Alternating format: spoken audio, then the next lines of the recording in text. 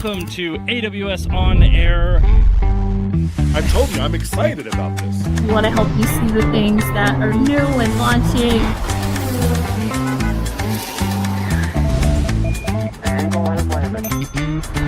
We are throwing you into the deep end. Day 10. Let's do it.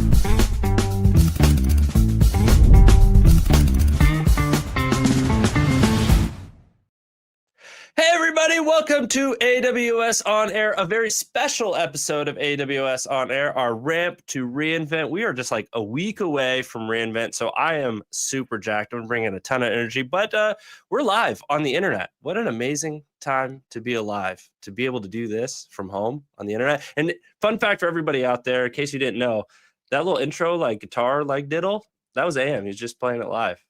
It's pretty sweet. I'm doing an impression right now. Hey, Em, welcome. Hey, happy. It's you. I'm doing you, Todd. You on mute. Yeah, nice. You're just muting yourself all the time. Okay, there's a conspiracy that I'm being muted randomly throughout this. So if I go on mute, for all the people listening, it is not by my own doing. My hands will stay up here. Somebody is muting me. Watch out. Sure. Am, how's it going, man? Jan. Sure, Jan. It's great. Hey, we are live on, I believe, Dev2. We're live on the Register. We're live on Twitch, on the US Hero, I believe, is where we're at right now. So if you're joining us from any of those places or somewhere else that we don't even know that we're live on, hey, how you doing? I'm AM. I'm one of your hosts today. We're going to be covering, I like to call it pre-invent, but I don't think I'm allowed to call it pre-invent. I believe we're calling it the ramp to reInvent. But if you haven't been paying attention, there have been a lot of things launching at AWS way before even reInvent has begun. We're not even started yet. We're still putting stuff already out there. And we're going to be talking to some of the teams that put that stuff out there and taking your questions. So if you're out there right now, I know you are because I can see you. You're not saying anything in chat, but I see you there. I know you're there. Really ramping up here. But so we have a jam-packed show. We have so much content to get to. So I am really glad to be hosted on the US Hero. Hello, fellow Americans. This is exciting time. Everybody's really jacked for reInvent. I know I am. But I'm ready to kind of get into some of this stuff. We've got so much to cover. Should we bring on our first guest and just start rolling? I think so. Nick, roll the bumper, dude. I told you I'm excited about this.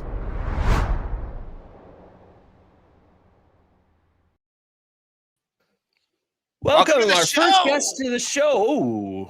Hi, Sujay, Hey. Mark. Let's start with some basic introductions. Let's tell the folks out there watching on the internet, what do you do here at Amazon or AWS or this place that we call work? Sujay, you go first. Hey everyone, Sujay Doshi. I'm the Senior Product Manager with Guard Duty. And hey everyone, my name is Mark. I'm a Senior Product Manager here for AWS Backup. Cool. So we got a little bit of a collaboration going on here. I'm getting that vibe already. We got Backup and Guard Duty here together. And we're going to be talking about some new features around scanning backups in AWS Backup with Guard Duty. Is that right? Yeah, that's correct. So there's a recent launch announcement between Amazon Guard Duty and AWS Backup, where now Amazon Guard Duty malware protection is now extended to your EC2, EBS, and S3 backups managed through AWS Backup. So now this extends malware detection, allowing customers to scan their backups for malicious code. Let's do it. Let's do a quick 2 minute or less from both of you. Let's start with Sujay with Guard Duty. For anybody who's never heard of Guard Duty, never touched Guard Duty, what is it? So Guard Duty is a native threat detection service that gives customers visibility and a fully managed offering to detect threats and account and workload level compromises. We monitor data from your native AWS deployments and multiple sources. We scan for malware, which is one of the features that we'll be talking in detail.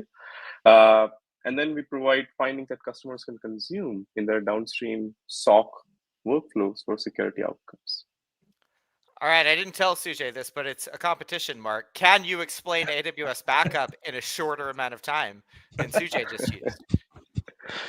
So AWS Backup, we're a fully managed centralized service that automates data protection capabilities across 20 plus AWS services spanning compute, databases, and container workloads. So we're really excited to partner with the Amazon GuardDuty team on this feature that we're going to be discussing throughout the rest of this talk. I think I'm going to Okay, judge so I that as love a a good second then. collab. That's a tie. That was a tie. I Yeah. think nobody won there. Yeah. So Todd, you're talking about collabs. I love a good What's collab. Okay, so I kind of want to understand a little bit like the history here. So I was doing some backups. I maybe was doing my own scanning of those backups or something like that. What did I help me understand? What did I have to do before this collaboration, this beautiful marriage of services at AWS? Yeah, sure. So traditionally, what we found our customers were doing was they would be going through and building these complex scanning workflows. What that essentially means is that they would, if there was a malicious incident or they had to essentially go ahead and do some verification on the integrity of their backups, what we would find they would do is they would be restoring individual backups, scanning each one of those backups manually for threats, and then if there was a threat found, they would have to, go forward, investigate that, and then identify like their clean backups for recovery. It was this very long and convoluted process that just took up a lot of time. There was a lot of additional resources that were needing to be managed there. And that was one of the things we really wanted to tackle with this integration. Yeah, Mark, any manual, the word manual is a trigger word for me. I get really anxious when I hear it. Anytime you say the word manual, I'm thinking long, arduous process, but I'm hoping to hear the solution to that. Sujay, what did we do to kind of solve this manual process? Yeah, and the reason why here, as you mentioned, Todd, manual is something that's concerning is this is really related to a business recovery timelines, right? Like in case of a malicious events, businesses disrupt. Now, if you want to recover, and that's what you have a service like AWS Backup for, if there is reinfection, you really are you're incurring financial loss, reputation loss, and essentially impact your recovery, right? So with this solution, with GuardDuty, we are offering a fully managed mechanism with which your backup administrators can identify what are my critical backups from which eventually I would want to safely restore and not have the state of reinfection because my backups are compromised. It gives that disposition without you having to manage as a customer any pipelines to do so manually.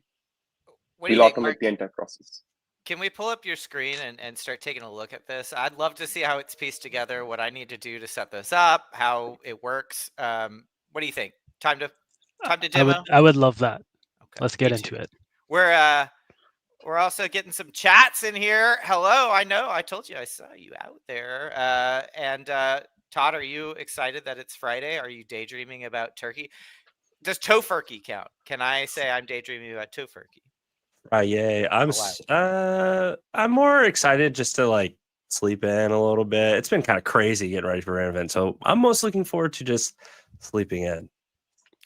All right, so Mark, we're going to take a look at AWS backup. I believe we're going to start with what, a backup plan? Yeah, so basically when we come into AWS Backup here, I'm going to navigate over to my backup plans.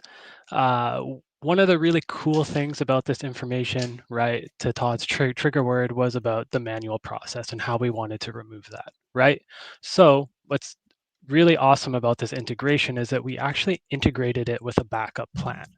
So just a step back, what a backup plan is, it's essentially a configuration that you put on place, which essentially dictates how frequently you want your backups to be taken, how long you want them to be retained for, where you want them to be kept in terms of like our vault structure.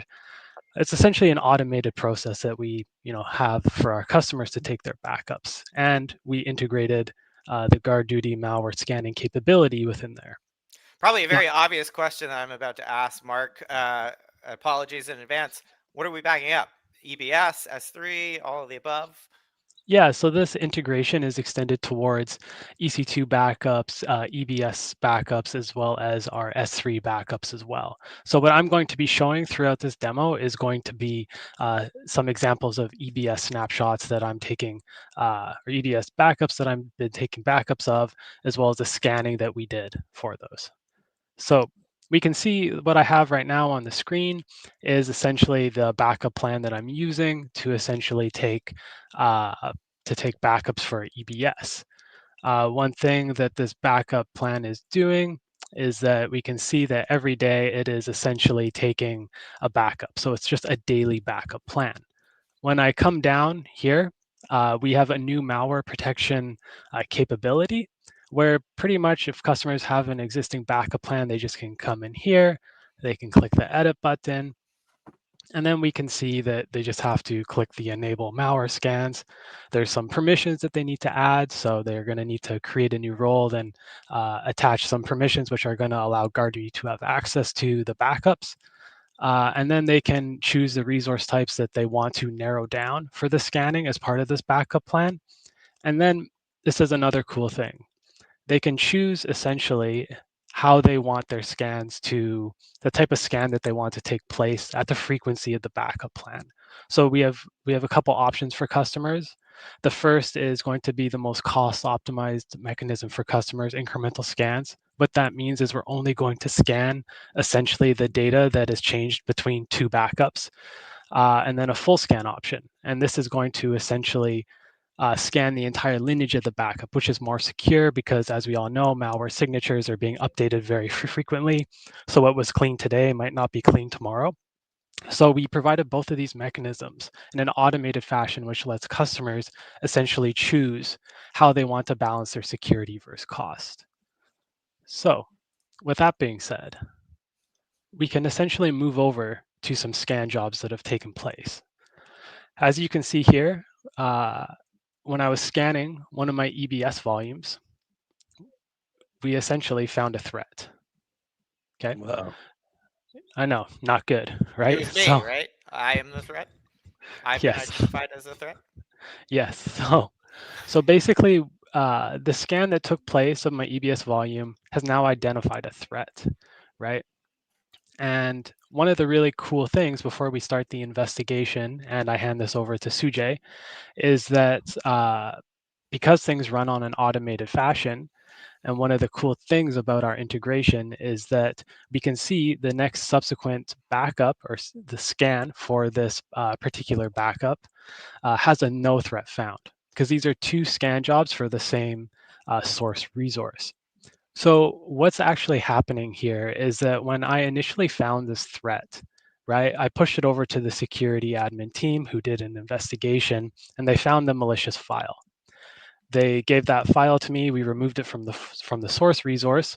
And then when that next backup was taken, our integration is smart enough to track the infected files from backup 1 to backup 2, right? So it saw that the infected file was removed from the second backup, and now it's a clean backup that I can recover from. So just to show you briefly what that looks like before I go into the investigation, is that if I go to my Vault page, right, where I'm taking all these backups, and say there was like a cyber incident that took place, I want to know what's my last clean backup to recover from, Right. right? Since the integration was just launched frequently, I don't have a large string that I can show the audience. But basically what this looks like is I can go ahead and I can recover my most recent backup here, which is the one with no threats found. So I could essentially go through here and I could go into the restore workflow where it would essentially tell me there was no threats found here. And so this is Mark. I'm sorry to interrupt, but this is something like a workflow that you would take if you were like an IT admin or something like that, working in tandem with your security team. Once you've identified the threat, once they've gone and looked at the threat findings within GuardDuty itself, which I bet we're going to see. You do a Yeah. scan with this backup side, it's going to appear with those threats in GuardDuty where your security team's working already. So you work in tandem, and then you get an action that you need to go do. Your security team tells you, hey, go restore from a backup that isn't filled with malware, my friend. And then this is how you would go do that. We also are getting a bunch of chats in here. We saw one over here from just an unknown person. There is completely anonymous person saying that they love security. I have no clues who that could be. Never. No idea. Fiona McCann. I don't know who that. Oh, wait. Is that one of the hosts, Todd? That's what I've been told. I don't know. I'll find out at reInvent in a couple Okay. weeks. All right. So, Mark, you were showing us how to actually take action, right? When Yes. you've identified a threat.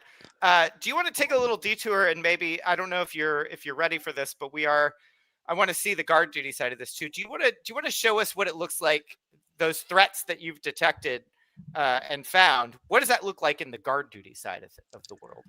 Yeah, so basically what we can do, right, is we see a scan job here, and this is the perfect segues to transition to what's looking in the guard duty side of things. So we already know that we have a recovery point or a backup that essentially has an infection. So I can click on this scan job ID, and it's going to take me to the details of that scan job. Now, it's going to give me information about if the scan job, like what backup plan it comes from. Now, this one was initiated on demand, so there's no backup plan information here, but it tells me the source resource as well as the infected recovery point malware was found. And then I can go ahead and click this link to be taken over to the guard duty side of things. So when I click that link, it's going to essentially take me to this page. Sujay, would you like to take over? Sure. Thanks, Mark. So as Mark explained, various workflows, starting with how you'd configure and set up a backup plan on the backup console, and the automated backups run at the frequency at which you configure the backups to run. On the security side of things, on guard duty, if there is a malware that is detected, there are two places in the console where you can basically review on what's really happening with backups in reference to malware present there, right? So one is the interlink between the two consoles from on the backup side. If you click a scan ID, it will automatically bring you to the relevant filtered view in guard duty under malware scan. So you can see that this one, the scan completed. With the threats, you see that there's a threat that's detected. So this is the high-level information that you can inventorize and essentially get visibility into your scan statuses for various scans that are running.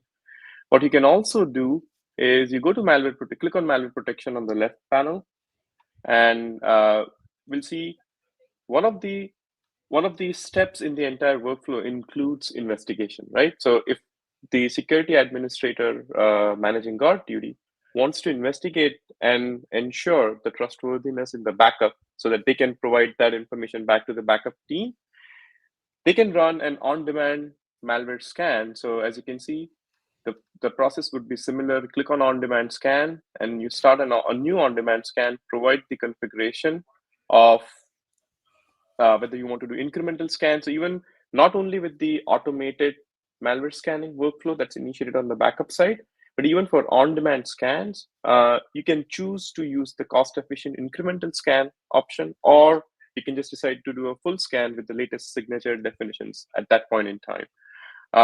But otherwise, everything remains the same. You provide a role so that GuardDuty can get access to the permissions to scan. So once you run this, if there's a malware that's detected, which we know with one of the scans it was detected, you can go to the findings to review the details related to what the malware family was, what the source of detection was, because the GuardDuty's malware scan engine consists of multiple internal and external sources.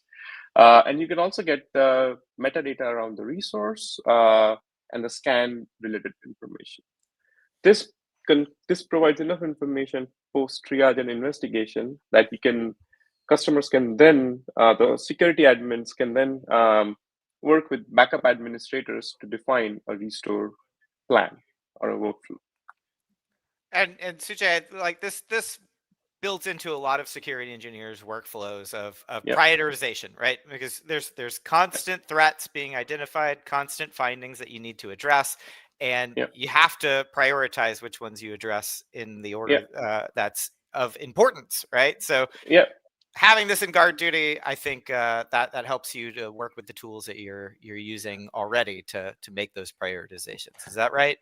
Yeah, and one key, uh, I'd say, qualification to what you just mentioned would be that you need to not only operate on the consoles, right? Everything Right. is programmatically available through APIs, CloudFormation templates, and more importantly, there are several other notification channels which are more programmatic for, as you mentioned, the builders and the backup owner persona, that you can tap into. You also generate an event bridge notification with everything related to the scan and the scan status. So a common workflow that we see, or sample implementation workflow here, would be GuardDuty detects a threat, you listen to the event bridge notification. If it is infected, customers can decide to put a tag and then have a service control policy that will prevent restoration from any backup or any recovery point that is infected tag.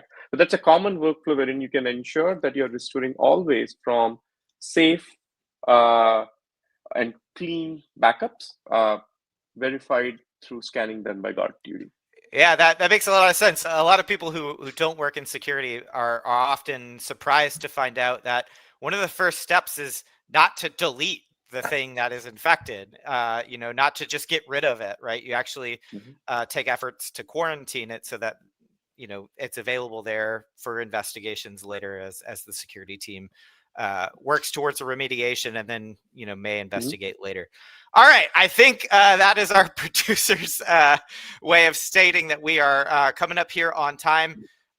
We want to give people out there in the audience, look, you may not be running malware scans at cloud scale at this point, but you know what malware is, I'm sure. If you own a computer, you've heard of malware. So hopefully some of this has resonated with you. Is there a place I can go to learn more? We're flashing up this GuardDuty link here. Any suggestions, Mark or Sujay, to our viewers and listeners, where to go, what to do, that you suggest they do right now? Yeah, as part of this new integration and launch, we came out with a launch blog. That is a great spot where Sujay and I spent a lot of time working with the solutions architects and the field team to really come up with a way to show customers how to use it and why they use things in a certain way. So perhaps we can you can find that through the AWS backup web page, and it's under the blog section. Perfect. Thank you both for joining us. Very informative, very helpful demo, and congrats on the launch. All right, thank you. Thank you. We'll see you next time. Okay, Todd. I didn't have a lot there. I mean, sometimes for me, I want to overcomplicate. I'm a builder. Sometimes I have this urge to overcome. This doesn't seem that complicated, right? Like, you getting backups? Look there, the chat. Todd listens so carefully. You see me twisting my mustache a lot. That's how you know I'm really paying attention. I saw Jasmine put an iHeart AM chat in chat, and I got to say, no accounting for taste, Jasmine. I mean, really? AM? You choose AM? Hey. A lot of love today on this episode. Love for security, which is good news because we got more of that coming up. But before we bring that up, I want to make sure that we mention our survey. We can't go on a segment without mentioning the survey. The survey is very important. It's very important to us and our producers. And this is because it's a very special episode. I've been told there are a lot of credits to be had, like way more than usual. So make sure you fill out the survey and claim some AWS credits. Here's the catch, though. There's a catch. There's always a catch. What's a credit, Todd? What is that? Credit is free money. Free money. Free money. AM brings money to your house. Wait, no, that's not it. Nope. I don't have any. So sorry. You don't want me at your house. AM has to sell a guitar and then he'll bring money to your house. No, you get $20 in AWS credits to build on AWS. That's right. That's right. But there is a catch. You have to have a builder ID. So sign up for a builder ID, take our survey, and get free money. Pretty good deal. Real estate. Cool. All right, Todd. So you mentioned we got another security segment coming up. So we're gonna talk to the people that when you're doing one of those investigations, like we were just kind of discussing, you might end up talking to some of these people. Yeah. I think so. And this next segment is dedicated to Fiona, for her love for security. So let's bring on our guests.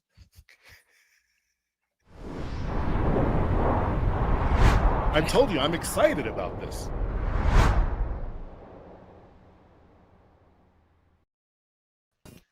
Bo, Daniel, welcome to the show. We are live on the internet. This is going to space and back, and we like to start off with some introductions. So who wants to go first? I'm seeing maybe Bo. Yeah, I can go. I'm a principal software engineer with AWS's Security Incident Response team. I'll go next. Daniel Begimer. I'm a senior security engineer, also working with Bo on the AWS Security Incident Response team. Exciting stuff. Todd just said we go to space and back. That's where I'm from. I didn't know we were going to space. I'm from there. Give it a minute. It's got to go to space. I'm from space. I moved to Earth. So welcome to the show, you both. We are going to be talking about security incident response and a new feature that you all have just implemented. But before we do, we want to talk about security incident response at the get-go. Like, what is it? What am I doing with it? If I'm contacting AWS Security Incident Response, what should I expect? Yeah, so AWS Security Incident Response is a service that helping our customers to streamline the whole incident response lifecycle. So the idea is that whenever you have a bad day, you have a security event, someone did a mistake, you can just work with expert and our tools and technology and get eventually a response and solution of how to recover from your security events. So it's really a mix of like both people expertise, AI ML, and some advanced tooling that we have internally. Okay, I'm so hearing some noise in case somebody's landing a helicopter. I was gonna say that's my ship coming in. Spaceship. That's the. I apologize. It's in the backyard. We call it Atlas 318. Yeah, Atlas just made its way. It's here for me, but yeah, okay, that's better. I just wanted to acknowledge, just in case those on the stream are hearing as well. Daniel, that's a wonderful introduction to security incident response. Thank you so much. What are we talking about today, though? What just launched with security incident response? We just launched the AI investigative agent. So we implemented an AI security agent that can help our customer to get response even faster. So like until today, like whenever you would open a case, you would get like a team member from the customer incident response team that after minutes coming and helping you to investigate and identify the root cause of your security event. And we even accelerating that process by enabling this AI agent in parallel to that human that help you to investigate your security case. Okay, so it's like an assistant. So you're still going to get that help from special forces, gonna jump through down and help you do some investigation. But now you have this sort of automation, this agent that comes alongside and says, hey, I can do a lot of that stuff for you because I know maybe what's in your account, and I can kind of use my intelligence to go out and collect some of the evidence of what and why this thing may have happened. Yeah, like we noticed that like most of the time, I would say like more than 50% of the time, like security teams spent on like those like evidence collection, like trying to like find the different log sources and build a picture instead of like focusing on the real analysis, really understanding what really happened, and really like we try to like find a solution and ways to really expedite it and make sure our customers getting solutions faster. So yeah, that's how the agent came, and it's like, as you mentioned, it's some kind of an assistant, right? That walk along our human expertise. Yeah, our belief is that like for most of these incidents, the first action is always some degree of a investigation. In a lot of common cases, the investigation is similar. So for example, if we can automate or make that faster and get that to the human, whether it be at our internal response team or an external customer, the faster we get it there, the more actionable it is for everyone. Thus we, inspiration to build this agent. Makes a lot of sense. Daniel, I don't know if you're ready or not. Hopefully so. I would love to take a look at what it looks like starting an investigation, and maybe we can frame it for the audience out there who've never had to call upon security incident response, and talk about maybe an incident that would warrant them contacting security incident response, like a common. I think you probably have this already set up. I don't want to take the idea away from you. So do you have like a use case, a very common occurrence of why people open cases? Yeah, I do. I'm gonna ask you a question. Have you ever accidentally pushed into a GitHub repository anything sensitive, access key?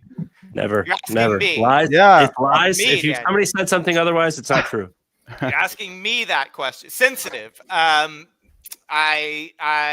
Yes, I've pushed my weight. Like I pushed that. That was sensitive information that I did not want out there. That's how I got AM's credit card numbers. Well, but I had also given that to Todd already. Oh yeah.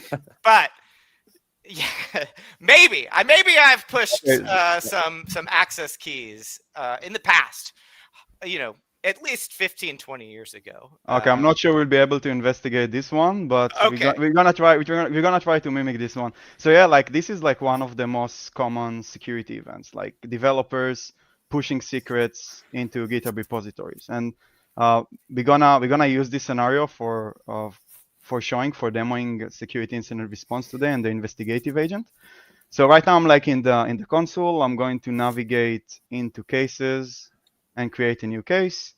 I'm going to create an AWS supported cases, which means that I'm going to trigger one of our responders. I hope they won't hate me, but they're gonna get a notification and probably jump into this case after a couple of minutes. So as I mentioned, like we're going to try to investigate an event that we have like compromised access keys. So I'm just going to like input some details. So suspicious that we saw some suspicious activity from a compromised access key, and I will give the case some additional input. So we have access key that was leaked in a GitHub public repository, and I'm also sharing the specific IAM user that we saw the suspicious activity from. And we really don't have too much information. Let's assume that's what we know. We saw some suspicious API call to S3 buckets, but that's all. And we just want like to get help to understand really what happened.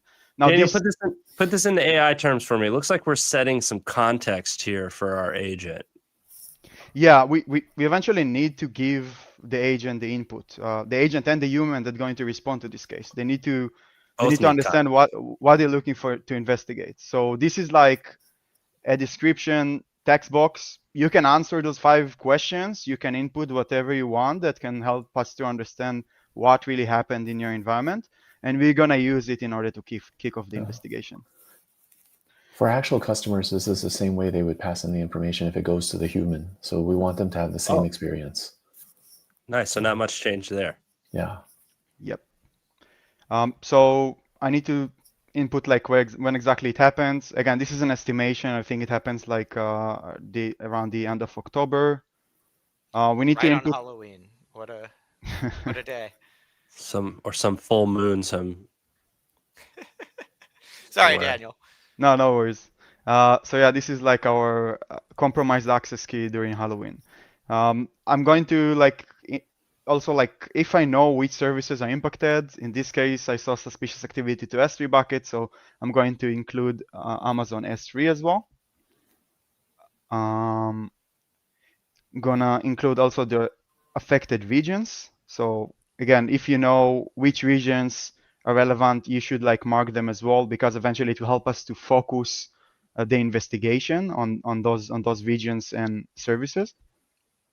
Yeah, this is probably I don't know if this is a tip or trick for people out there that you would like to recommend or not. You can tell me. But if they've done any sort of investigation prior to contacting incident response, include that information, right? If they've gone and looked at CloudTrail and they've seen, hey, this user's making, requests to a region that we've never seen them use before, include that information, because that can only expedite things on the incident response side. Is that fair? Yeah, exactly. Yeah, as much as details that you can provide, like it will help. Again, like we need also like to think about our customers. Sometimes they get like a security event, they don't really have time to collect everything, and they can just like also create the case with minimum information. We will help you, our AI agent or our customer incident response team, our expert will help you to gather the relevant information.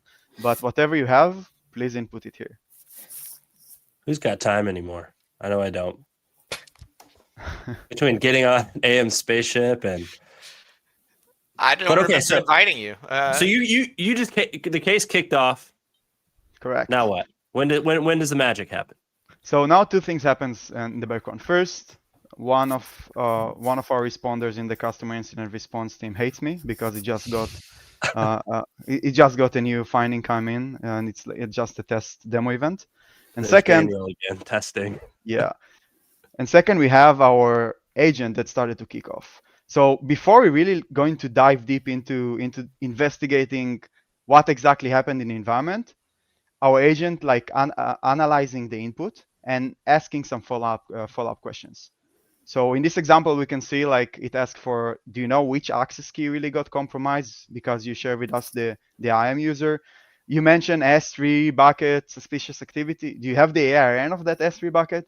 So any information that we can provide here can again help us to focus the investigation and get us a better results. So this is like something that we really saw that important, that not just like input your details and do the AI magic. Let's make sure that we have everything there. This is cool, and I think like it can be missed. It understood the intent, and it kind of parsed out what you were looking for and said, hey, if I had these details, I could do this even better. And so before it went off and did more, it just said, hey, real quickly, you said this. I just want to collect this information because maybe it'll help me a little bit better. I said, like, that easily gets kind of skipped over, like how cool that right there already is. But I won't linger on it too long. So you're going to get some more information. These are some of the first things that a security incident response engineer is going to ask you for. Exactly. Right. That's how and why we build that step. This is to mimic human that interacting with our customers, and those follow-up questions and gathering additional evidence for the investigation. Again, our goal is to expedite this process and make sure like we're responding to security events faster. So we included this capability in the agent before it even like diving deep. Cool. So in this specific case, I'm just going to skip it. It will be skipped automatically after 10 minutes if I want input anything. And our agent is working behind the scenes. Now, investigation can take around 10 minutes. It really depends on the complexity and the environment that you're running it on. But I already created another case to our customer incident response team earlier with the exact same details that we can take a look on. So this case from 2 hours ago, exactly the same inputs and same scenario that we shared before. And we can really see that the investigation took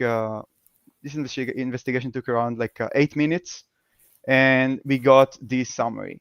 So we can see here that really we have an IAM user in our account. We have the exact date. I was a bit off. It was actually like a week before. Which IP address was used there? Yeah. Are you guys familiar with Kali Linux? Yeah, absolutely. Okay. So yeah. Very Pentest users often are using it, but it's a distro that includes a lot of pre-built in security tools that are very commonly used both for defense and attack. Correct. Yeah. Yeah, so our agent identified that was like a user agent of Kali Linux that created those like API calls. So this is pretty cool. And we have really like what exactly our compromised user tried to do. So we can see here some some calls to different S3 buckets, and it also even tried to create a new S3 bucket. And really, we're getting like a detailed investigation that can help our customers and our responders that's going to pick up this case to investigate the case faster and get it into a resolution. So we're getting like really the immediate actions, and we can dive deep here like into different sections also inside of the investigation. One thing I wanted to highlight here, even though this investigation took 8 minutes, if you look at how much data was pulled, what we're really using the AI to do, it's actually coordinating what could take a human like multiple interactions to do. So it may have called anywhere between, I don't want to say an exact number, but probably like 5 to 10 sequences of APIs. And this same investigation, if you consider how much data will need to be pulled, would take a human likely, if they're really expert, maybe 30 minutes to 2 hours. And if they're a little bit, just to add to that too, AM knew what that user agent meant, but I had no idea, never heard it before in my life. And it looked like it provided that context for me. So that's helpful for somebody like me who may not know some of what this information actually is. Well, this is funny too, like the unusual activity detection. These are all like, they're all read calls, right? So this is clearly someone who has these credentials that is testing out what it can do before it does something more destructive or more, mutation, right? Yeah. Like encrypting a bunch of data in an S3 bucket, for example. So this is very interesting that it's highlighting, hey, this is some reconnaissance that's happening with those compromised credentials. And you didn't have to go and pull that from CloudTrail, right? Exactly. The way the agent actually works and thinks itself is it will actually go similar to a human, because we kind of tuned it to behave somewhat like our actual expert responders. It will look for information step by step, iterating, which allows it to give this almost narrative and an explanation when everything is done, to make it easier to understand for the user. I love it. We've got about 2 minutes left. I think this is incredible, and you highlighted, not only is this information available to obviously the customer, it's also available to the incident response engineer who's going to be picking up this case as well, which gets them moving faster. They didn't have to go discover this as well. I want to make sure we get everybody out there watching. I have 2 questions for you all. First of all, what do you want them to go do? Do you want them to go check this out? Or is there we go. Look at that. The producer puts up ask and you shall receive, AM. That's my first question. And my second question is, do you have any cool stories that you could share? Some of these stories maybe you can't share, but about incidents, that you've lived through that you wished you had this agent out there collecting data for you before you started an investigation. Oh wow! And you're giving me only 1 minute. 1 minute. I think we need another. Don't leak anything sensitive. I think we need another episode for that. But like, I can share like in shortly that I had like an investigation when I saw like an unauthorized user with access starting to spin up crypto mining across different regions and creating different identities, and trying to follow up on what happened there can be like, you need to start running the queries and take a note and run another query and take a note and then correlate the information and really build a timeline. So I wish I had like an agent that can help me to do that. It was before the Gen AI became so popular. And yeah, like for our customers, I feel that we haven't covered all of the service. Like we have a lot of like capabilities around like auto triage and integrations with GuardDuty, for example, that has been discussed in the previous session. Yes. But really, like if you want to prepare and respond to security events and to get our supports with our human expertise, AI agents, and other logic that we have, you should just go ahead and enable security incident response in your account. Well, Daniel, that's a nice thing to maybe have our audience go and investigate for themselves. Wow. Boo this man. I'm done. But cheer for Daniel and Bo. Thank you both for joining us. And it sounds like you're going to have to come back to share more of those stories with us. We do have a question in chat too that we don't have time to get to. Perhaps we can answer that in chat as well. Or if that is a 30-second question to answer. It's just 30 seconds. You Yeah. just if you enable the service, you don't need to have any additional permissions there. Okay, perfect. Oh. Thank you both. Easy peasy. Incredible. Thank you. Incredible. Thanks. Congrats to you See ya. both as well. All right, Todd. Agents. I like how these are kind of set up because it almost seems like this was intentional. So we started with security, then we went to security agent, and we're going on to something that might be related to more agents. Well, It actually, almost seems first, like there's hold on. Before we move further on to anything, you're getting called out in chat for not Oh, no. answering a question. I did answer the I know question. you did answer the question. I guess they just didn't put it in chat. I'm just so good I don't have to use my mouth That's right. to do Todd, it. Todd was trying to use telepathy. Did you not receive the answer? I pulled a blog out of the ether and passed it on to our producers, and it made it to the chat. Yeah. Is that the question you're talking about? Cold Yes. starts? Yeah. So you asked us a question during an unrelated segment, which is fine. We just Yeah, we like probably that. aren't going to answer that live while we've got the people on. We'll talk to you right now as we're doing. Hi. Thank you for asking that. We love when you ask questions. You're asking about cold starts and how to mitigate cold starts. And Todd actually, oh, there it is. Thank you. There it is. Todd actually did in our background chat, go ahead and give an answer, linked out to, what was it, a blog post, Todd? This blog post is particularly talking about Lambda. We're talking about serverless, and we're talking about Lambda in my head. And so I posted a blog that talks about some of the things you can do to sort of mitigate cold starts. But the thing I want you to pay particular close attention to in that blog is Lambda Snap Start. This is a feature that Jeff Barr actually covered not long ago on a news segment. But this is one of the features that are built into Lambda to help you sort of address cold start. So hey, we're paying attention. We are obsessed with you, chat. Like that's all that we're. I wasn't even listening to the last two segments. I was only looking at chat, waiting, hoping that you would ask me something. But you asked Todd something. Okay, Todd, like not me. AM, it's time to stump AM next. No, please don't ask me any questions. No, AM knows everything about everything, so it's impossible. It's literally impossible to stump him on anything. That is, wow. I am going to have a discussion with You know, Todd there's a term. after. There used a term in the dev world. We used to call these companies that run on the cloud from their founding born in the cloud. AM was literally born in the cloud. I was born from the cloud because I am a bot, actually. I see a lot of bot accusations in chat as well. There's one bot on this show. It's me. All right. They're trying to get us to move on. Okay. What is the next segment? Do you want to tell us about the next segment, Todd? Yeah, we're going to keep talking about agents here. I think this is our next segment is our sponsored segment, which is exciting. So we've got NVIDIA back to talk about some of the advancements they have with their agent kit. Let's bring our guests on. Nick?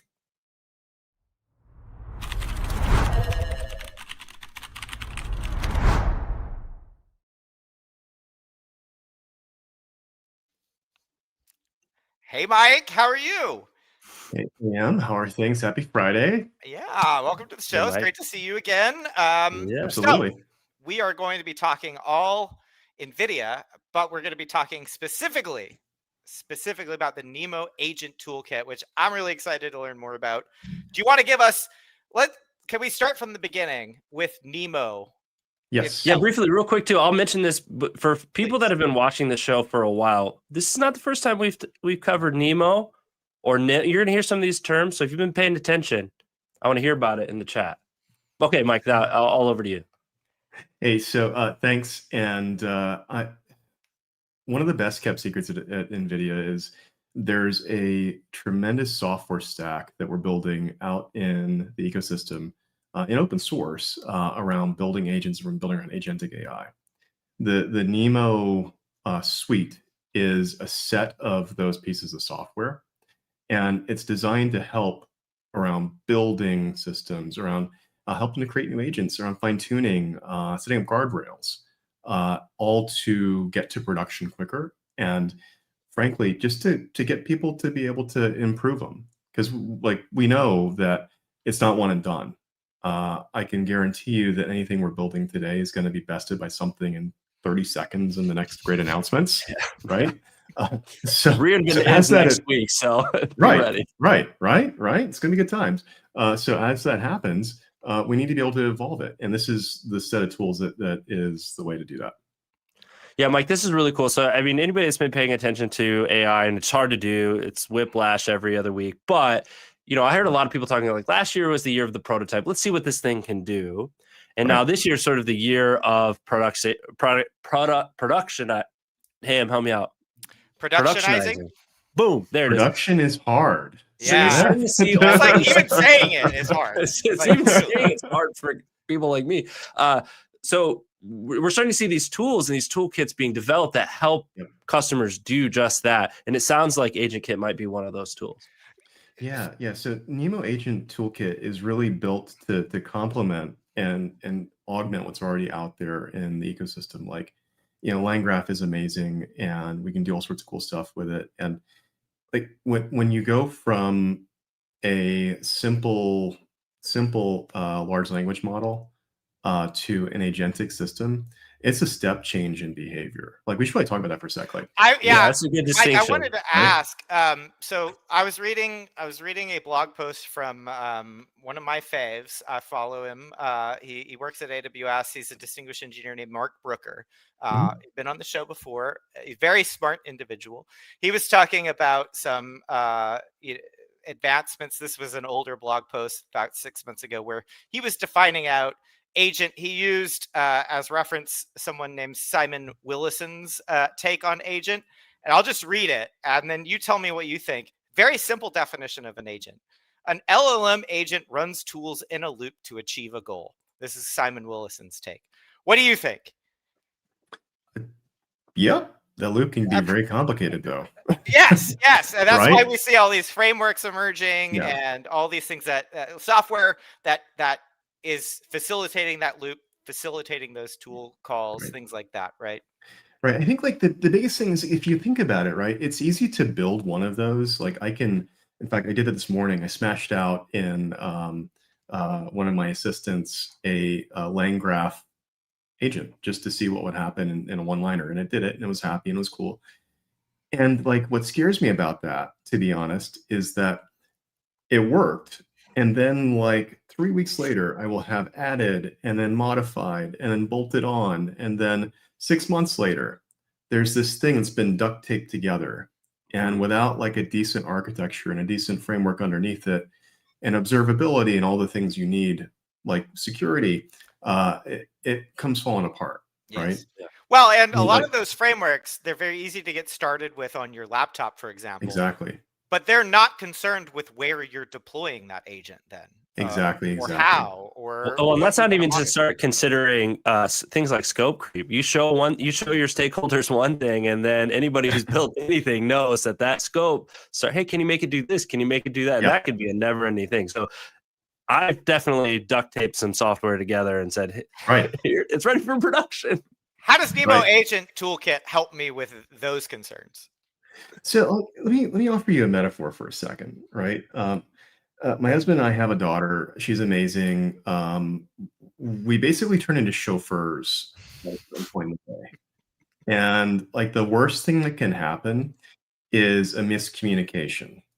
And we got to be careful about that. So the Agent Toolkit is one of the complements, like I mentioned, around giving you some structure for how to build up an agentic system, right? Literally, how do you define a tool in the first place, right? How do you define them to modules so you can actually manage the source code, because it is just source code at the end of the day, right? And then I think the most powerful part is, how do I profile and optimize and understand what's happening throughout this complicated system? Because yes, it's a loop calling out and doing stuff, but there are multiple separate asynchronous and synchronous API calls. There are different types of models doing different things depending on what's happening. And it's all being coordinated by one or more models, right? So it's really hard to get a deterministic response. And this is designed to help with that. Can we take a look, Mike? I know you've got a lot to show us. I actually got some plus ones on being a chauffeur too in the chat. Oh, dude, yeah, I know, right? That example really. Yeah, absolutely. So like what I'm showing is this is Cursor, and I've got I have an example I built up just like earlier today. This is leveraging Nemo Agent Toolkit, and it's just a household manager, right? It's basically a calendar, who's doing what, when, and where.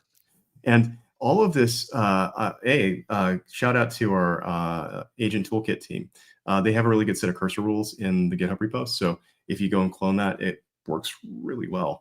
But this system can help build up and show me how to kind of manage the day by day. Now, what I did here is I have the chat window for all this. You can kind of scroll through it real quick, but this is just me saying, hey, I want to use the agent toolkit to make this work. I need to manage some data. I'm going to put it in a CSV for lack of anything else.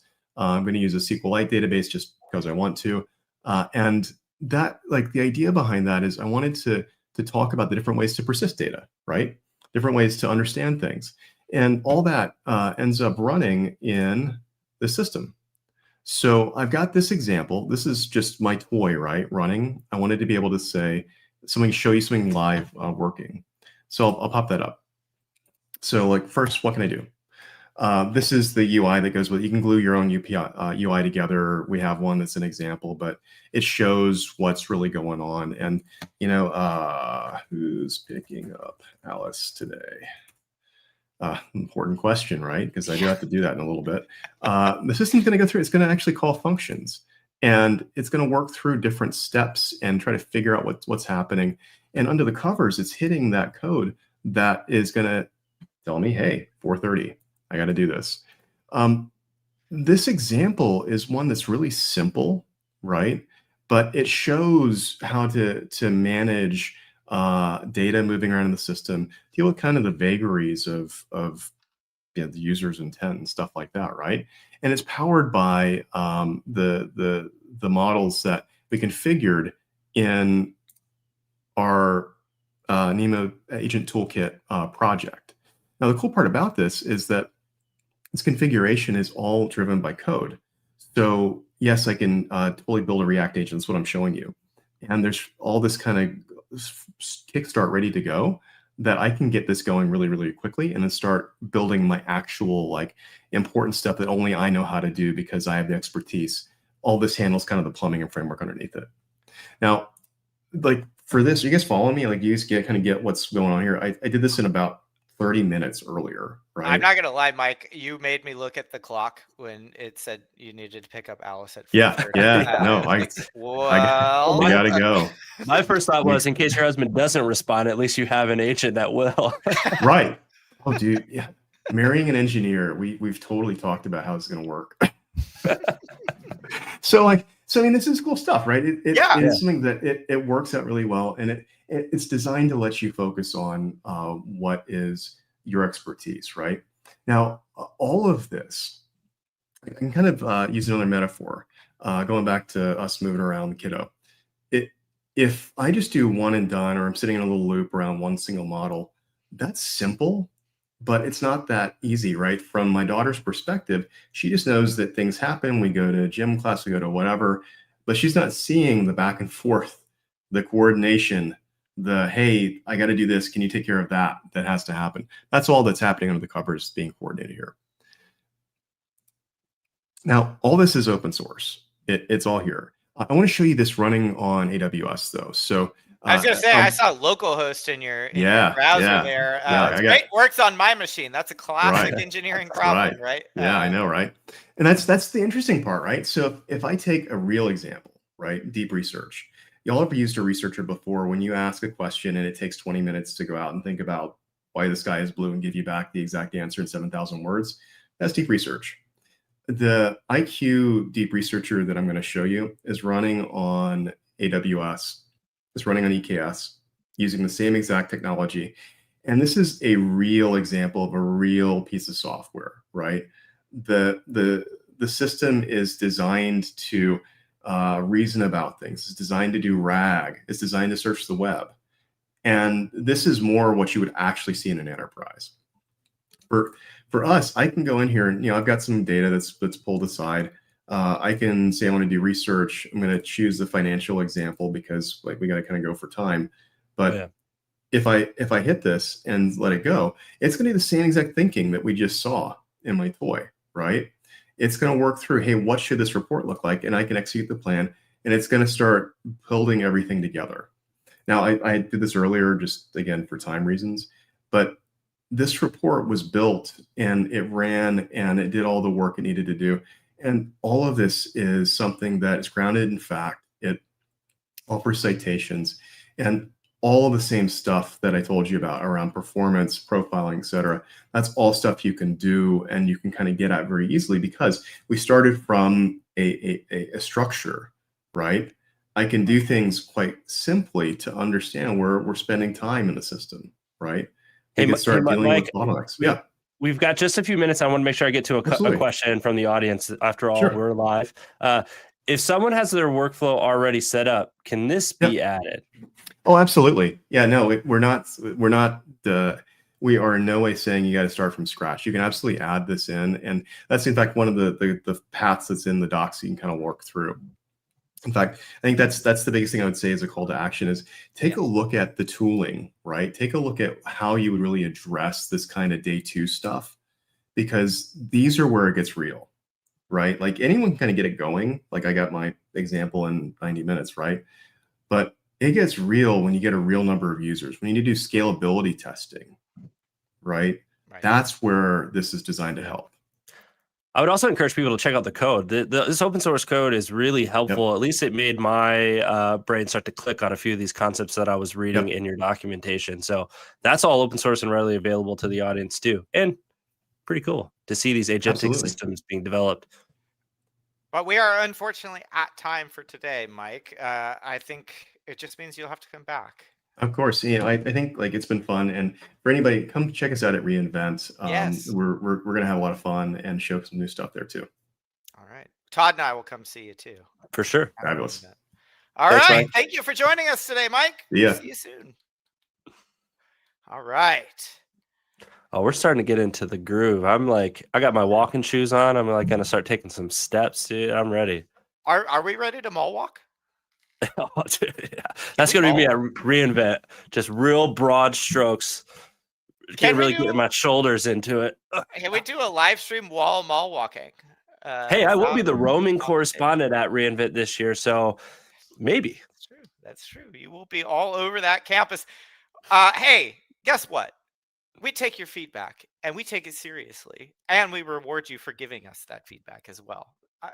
How does it get better? I don't know. Maybe you can tell me how it can get better in our survey. You're like, oh, I did that. I stitched it all together, Todd. Yeah, I like that. I can tell you how one way it could be better. Tell me. We used to run out of these things. It used to be like, oh, the first 10 people who get to do this. Ah, cool. But I've been assured by my producer that today we have a little bit more than that. So we've got a ton of credits available, a ton of you who fill out the survey. You got to fill out the survey. You got to get a builder ID, then fill out the survey. Then you'll get the credits. Pretty cool. And what better way to give us feedback? I mean, you can do it live on the show, certainly. Yes. I love being judged publicly, but I also love being judged privately in a survey. So fill out that survey. And it's not just for judging us. It's also that's not what I meant. Asking us if you would like some certain content included. Is there a topic that you would like covered? Is there praise that you would love to shower on AM? It's such a good job that he's doing, and he's such a good boy. You could put that in there too. Yeah, the content idea is a better idea. I like that better. Good call. All right. This train keeps moving, Todd, whether we move with it or not. We've got another set of guests, and we're keeping with the AI theme here. We started security. We've now moved into more of the AI portion, I suppose. There's a sensical workflow here. Nick, let's bring him on. I told you, I'm excited about this.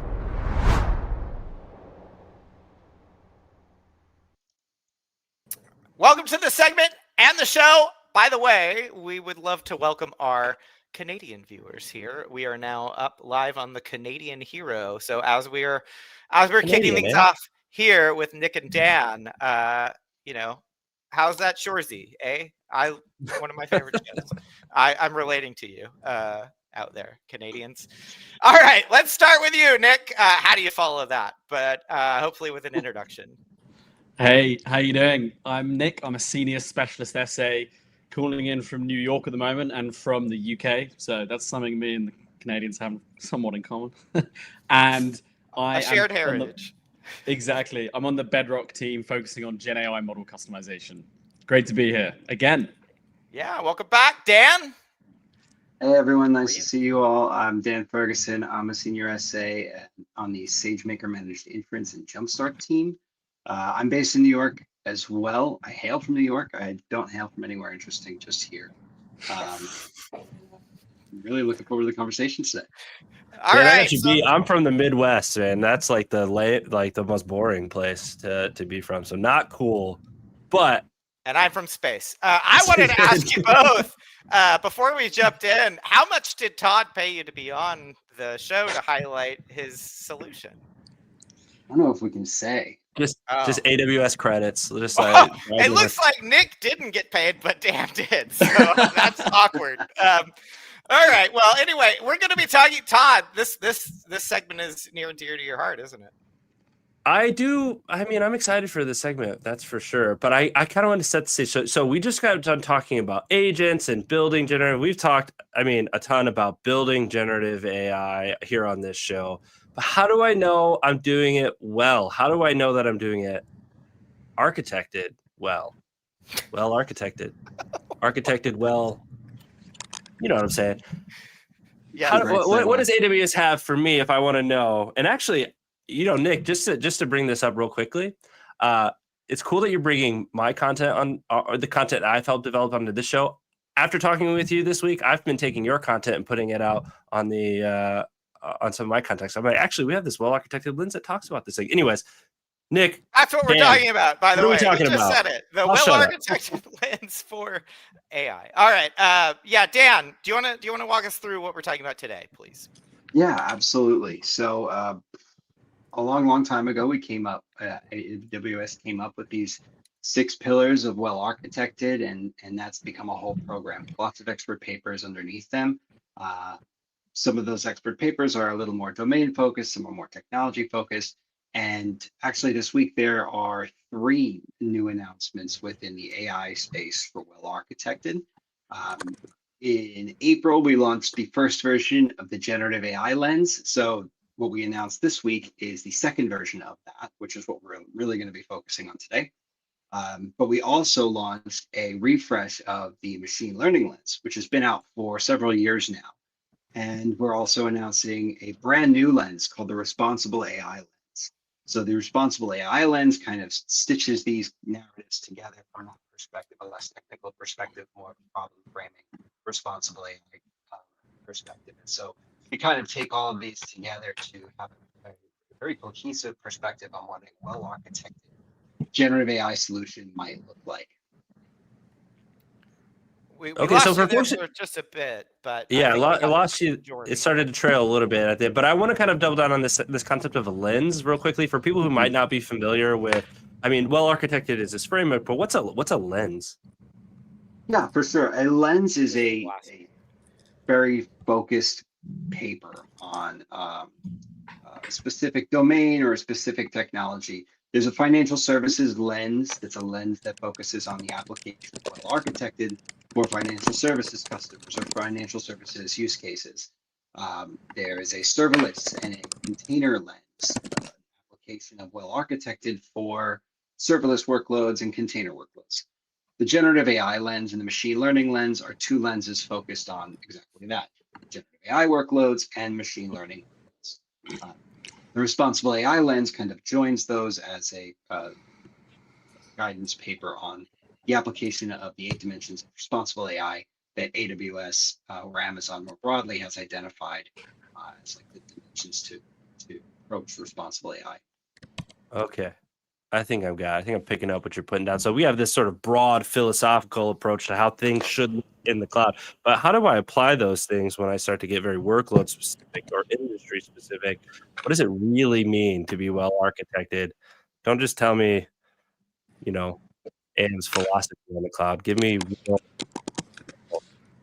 Yeah, absolutely. So the way a customer might interact with this product is they might navigate through the console to the well-architected service and then select kind of a set of lens or a grouping of lenses that they might be interested in, say serverless and generative AI. And then they might navigate through the questions and provide a self-attestation of how they rank against these quote unquote best practices that AWS experts have all collectively defined as the best practice. By ranking themselves that way, you kind of create a nice self-assessment on where you're strong, where you're weak, what you need to prioritize, and what you maybe don't need to worry about so much. And what's nice is that because these papers are written by a massive group of people, all coming from different backgrounds with different expertises, it's very easy to learn something brand new that you just didn't think about because you're linearly focused on exactly what you're doing. So that's one way to kind of approach these problems. Another way to think about these papers and these lenses is to just read them. One of the benefits of the new update to the generative AI lens, which we're going to talk about in a moment, is the scenarios offerings, or the scenarios that we have included in the V2 of the lens. One of these scenarios, there are lots of different scenarios that might be applicable to small businesses, enterprises, or even folks who are just trying to figure out how do I wrap my head around how generative AI looks in an enterprise environment. And so that's what we're going to talk about today, is one of the scenarios that Todd, you had worked on, that Nick has been working on, which has made its way into the updated lens. And in a surprise, shocking everyone, I am actually going to use the remaining amount of time that we have for the entire show just to read aloud the new scenarios. That's all that we'll be doing for the rest of the show. I'll just be reading it aloud. You can all sit quietly and watch. I'm just kidding. All right, Nick, let's pull up your screen. Let's take a look at one of these scenarios and not have me read it aloud, unfortunately. Yeah, of course. So as Dan said, you can have some certain industry-aligned scenarios, but there's also just certain typical patterns that we see that we're publishing on the Gen AI lens. And one is this idea of a particular Gen AI gateway or an LLM gateway that so often has cropped up with customers, and that actually has made it into the publication that Dan and I are announcing today. And so this comes back to what Todd worked on not too long ago, which is this guidance for a multi-provider generative AI gateway on AWS. So this is an official AWS solution that has been published and is out there, open sourced. You guys can go check out the code. There's very detailed instructions on how to get started with it, and even an AWS workshop, which you can run at your own pace or have someone from AWS help you through. But let's take a quick look at the architecture and what it is. Do I dare ask and interrupt real quick? What is the AWS Solutions Library? Yeah. Don't get me started, AM. I see you.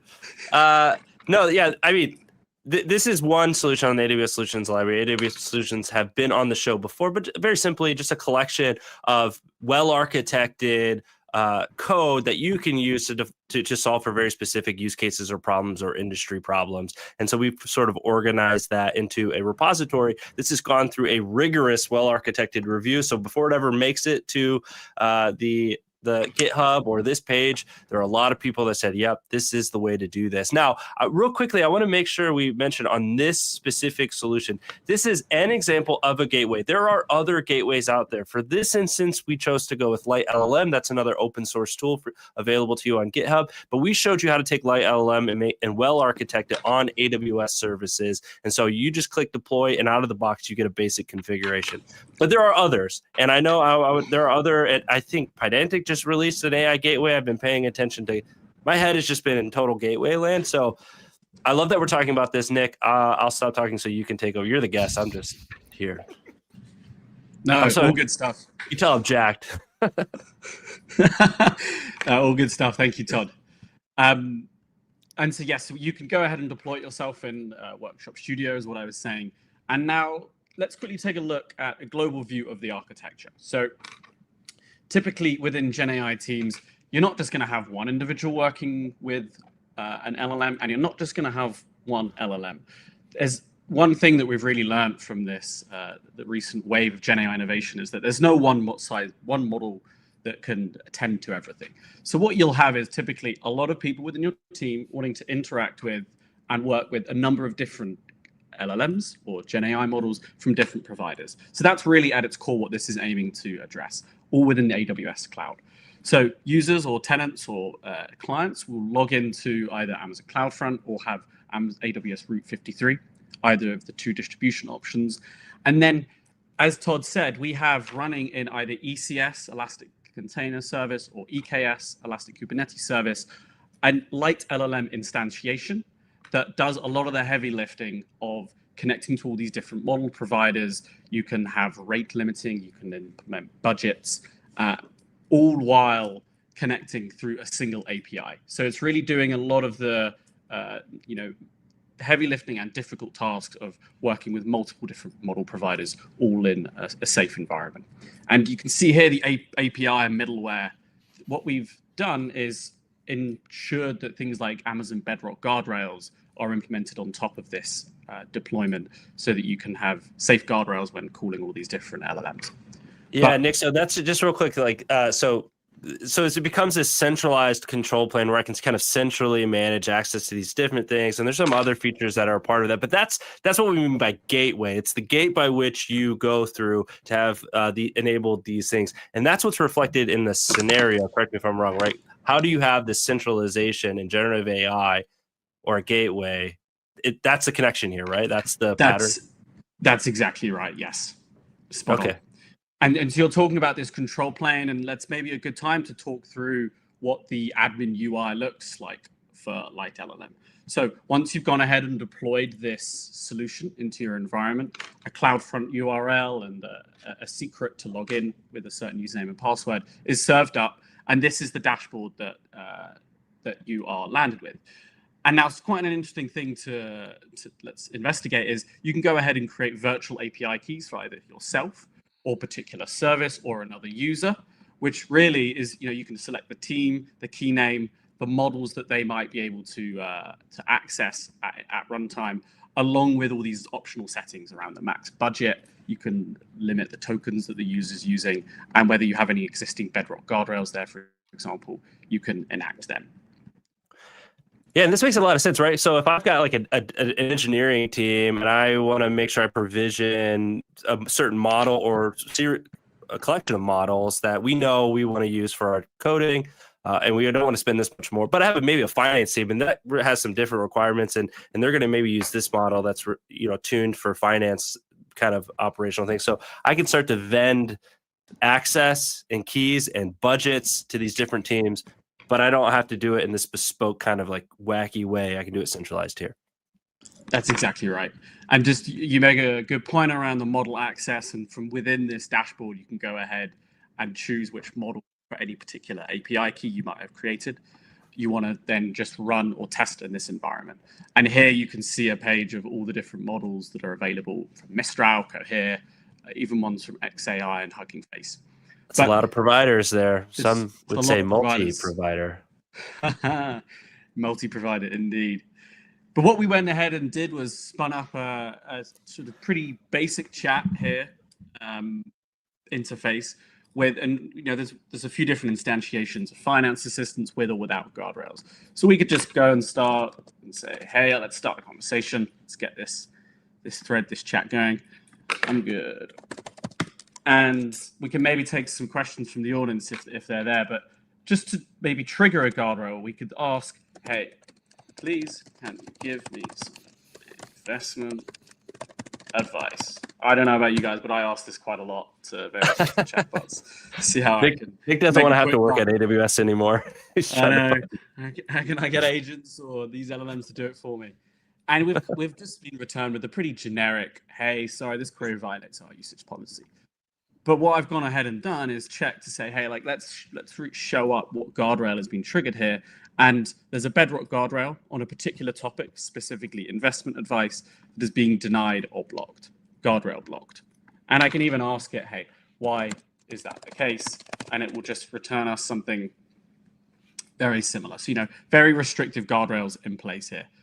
Used guardrail, and it again, will say the exact same thing, and it will say, I can provide general factual information about investing in financial concepts, but I cannot give specific investment advice or recommendations. So yeah, just to show in action that additional layer of security built with the Amazon Bedrock guardrails that, again, as I mentioned, were deployed as part of the additional API middleware as part of this solution.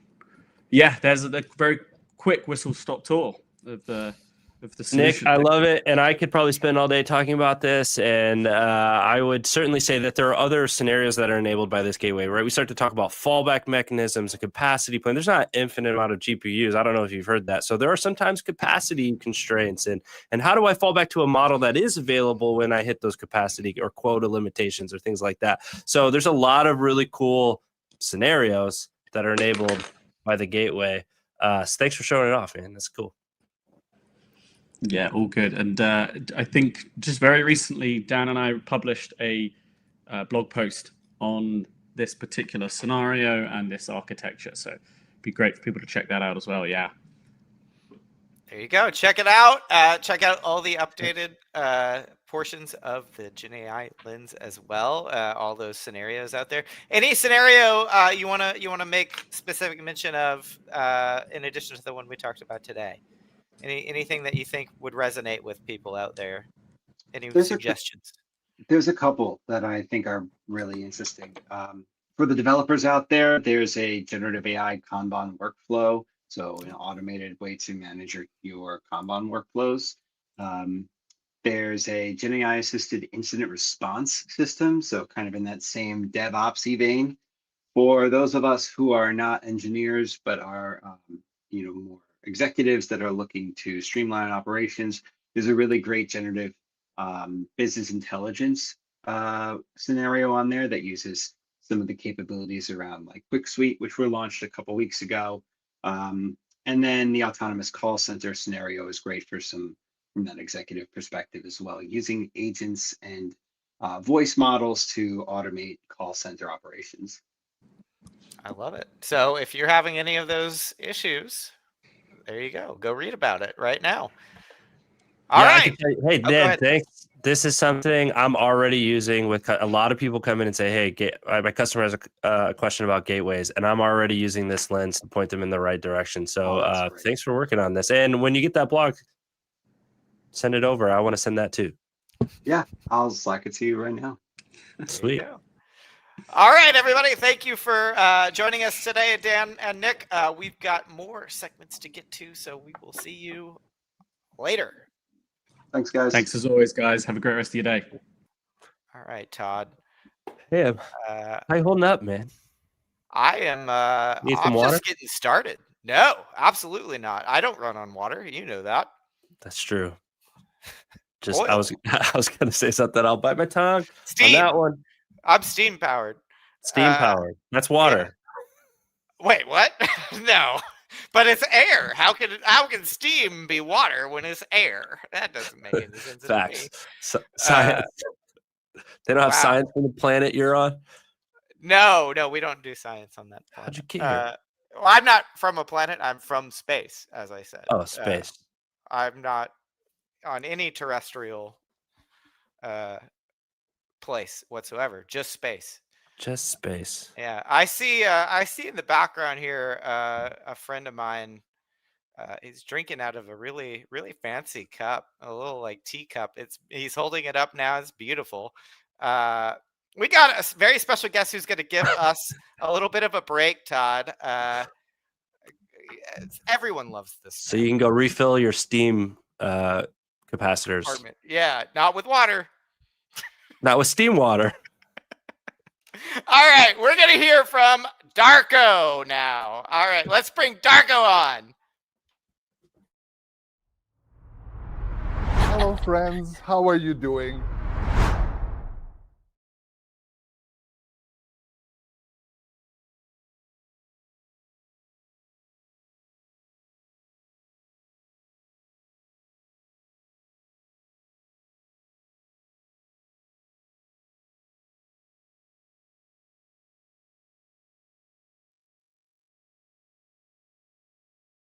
You missed the joke. Oh my God, it was the best joke ever, and you've completely missed it. It can never be repeated again.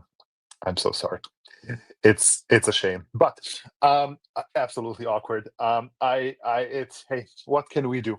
But hey, friends, welcome to whatever my segment is named. And my name is Darko. I'm what they call these days a principal developer advocate.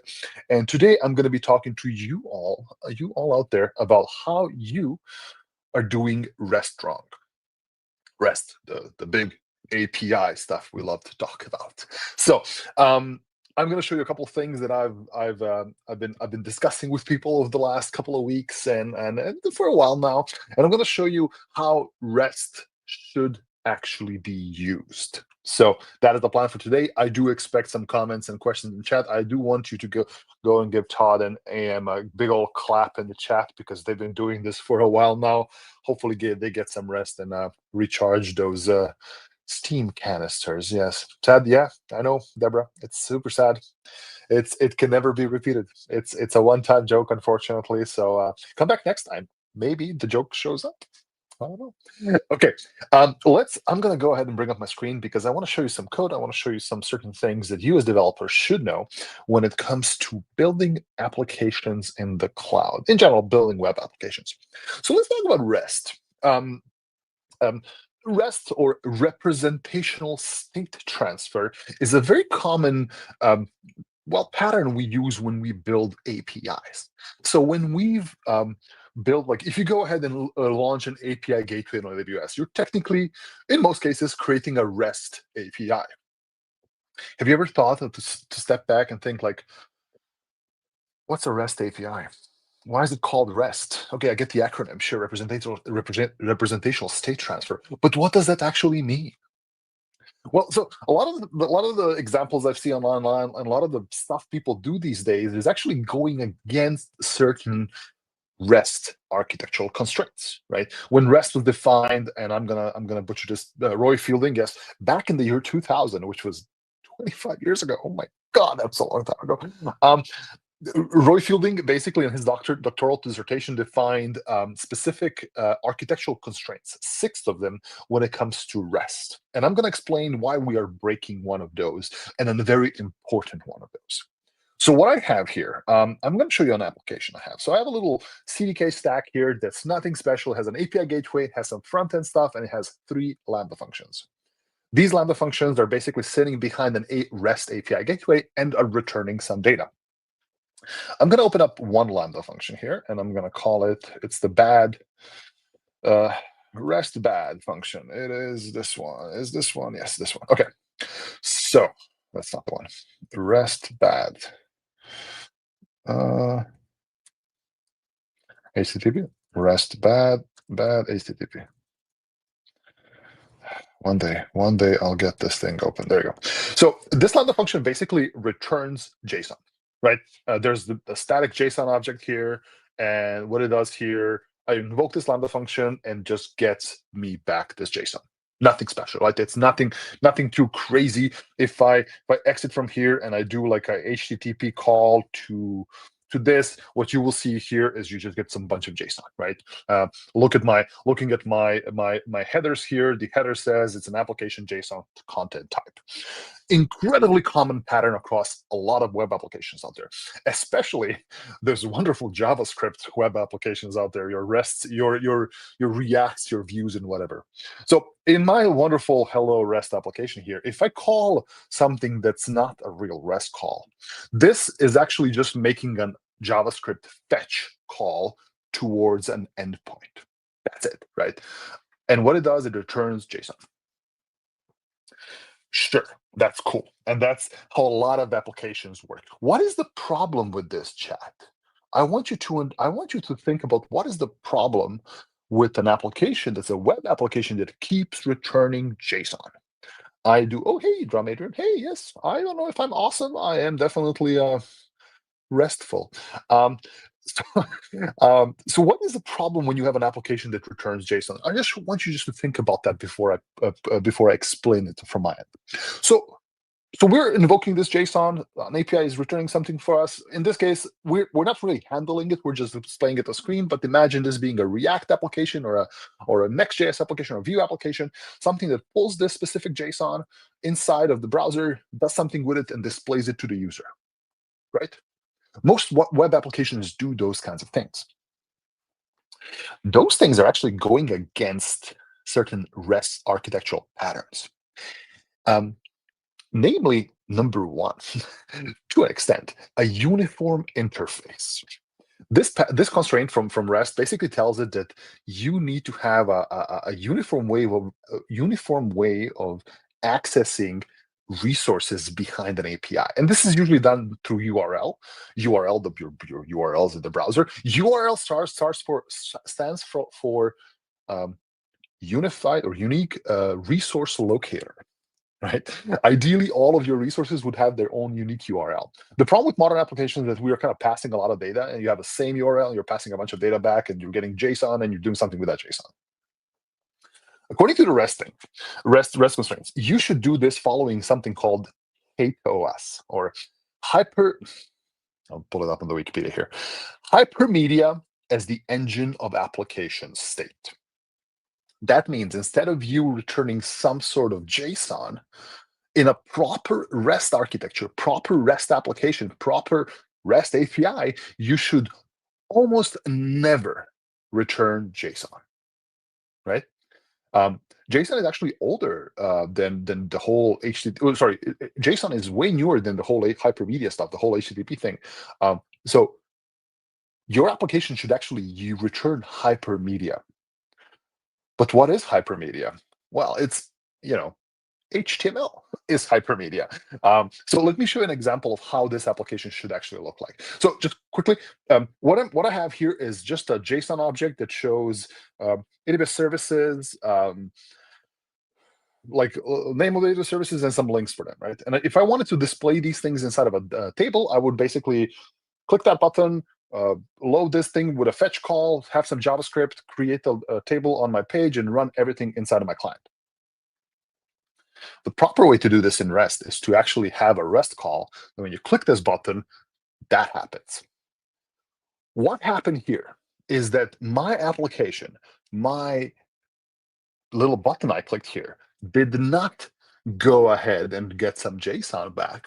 It actually got HTML back. I can prove this to you.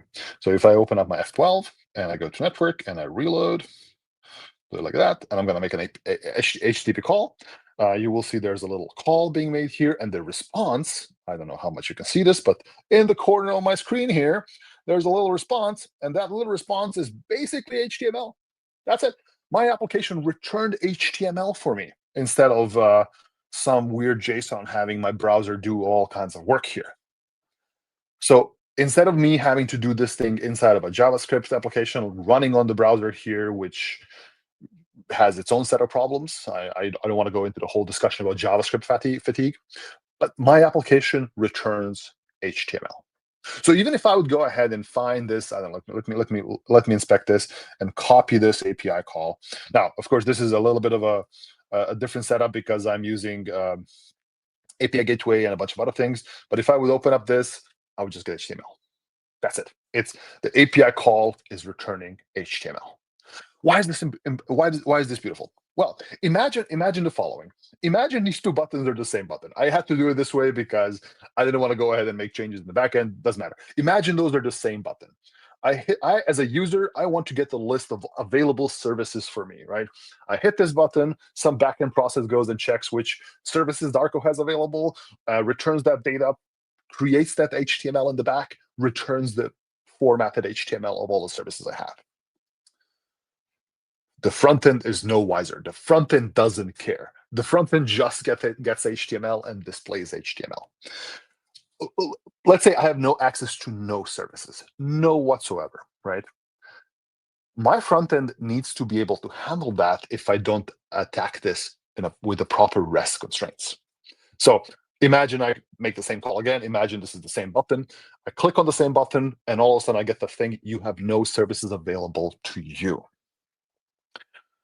If this was just a pure JSON API call, this would break my front end, because my front end wouldn't know how to handle this information unless I've added that feature into my front end to be able to handle whatever information gets back from the API call. So I do highly suggest all of you check out something, Hypermedia as the engine of application state. I even have a book. It's called Hypermedia Systems. An excellent read. It's available online. You can go and check it out. I do have a physical copy. But you can go check out this book for free. It teaches you how to build hypermedia systems, how to actually apply the best practices of using REST, how to build hypermedia-driven systems and respect hypermedia as the engine of application state, KTOS, or whatever you want to call it. I've been a big fan of this, and you can make excellent modern applications. You can make something that feels really good, while still respecting the way we were supposed to build the web. That is, with the best thing in the world, hypermedia. And I think with that, is my time up? It's not, oh, that's not yet. I have 20 minutes. I have 20 minutes, right? Yes, I do have 20 minutes. Let's actually look at the code. I think I have more time. So I'm going to go back and show you how this code works. Now, I'm going to show you some Rust code, but this applies to any framework you're using, so it doesn't really matter. Hypermedia systems or systems that focus on hypermedia can work with any language, anything you want to do. In my case, I'm using API Gateway and Rust in AWS Lambda. But if you want to use Flask, if you want to use just even Node.js in the back, you can absolutely do it. So this is not a hate against JavaScript, just a little bit. So I'm going to show you my little functions, how they work here. So let's go into Lambda function, REST, good. And I'm going to open up my HTTP handler. So in essence, what I have here is, and I've mocked a bunch of stuff here, just so you know, but I'll explain how this works. So I have some JSON. I have the exact same JSON as the other application that you've seen. Imagine me getting this data somewhere from a database, right? And instead of me returning that thing, I'm actually using a templating engine. Something like Python people would know, called Jinja, right? Jinja is a wonderful templating engine. Rust has something called a schema, which is basically the same thing. And I'm just passing a bunch of information I've parsed from this JSON file into my template. And my template is just an HTML snippet. In this case, it is a div snippet with the table. And since it's a templating engine, I just, depending on how I parse it, but I just fill this table with as many resources as I want. That ultimately produces an HTML object, which in this case, it would be literally just a string. And that's how an API works. And my string here returns HTTP 200 OK with the content type of text HTML and this information back. So I have no need on my front end application to do any sort of application parsing. It's all available here. It all works. It's all kind of like, it's all done actually by the best application you have on your computer, and that is your browser. So yeah, it is wonderful. Now, I will say that there is an absolutely valid reason for you to have an API, a JSON API. There's 100%, right? Even some of the applications I built them as JSON APIs and as hypermedia systems, because you might have something else that consumes this data on, like a client application or a command line application. There are many of reasons why you would like to expose a JSON API. But for a lot of the web applications out there, focusing on hypermedia as the hypermedia as the engine of application state, I will need to remember that, HTOS, can give your you can actually use all of the elements of a hypermedia system to actually provide a good experience to your audience. Now, there is a problem though. If people in the chat have heard about this, HTTP or HTML in general, hypermedia has a limitation. There's only two things in the world of HTTP, HTML that can actually make any kind of request. That is a link, or I think the correct term is called an anchor. That's where your links are actually inside of A tags, and the form. That's it. By its nature, HTML supports only two ways of interacting with things. One of them is a GET request using an anchor, and a post request using a submit form, which is incredibly limiting.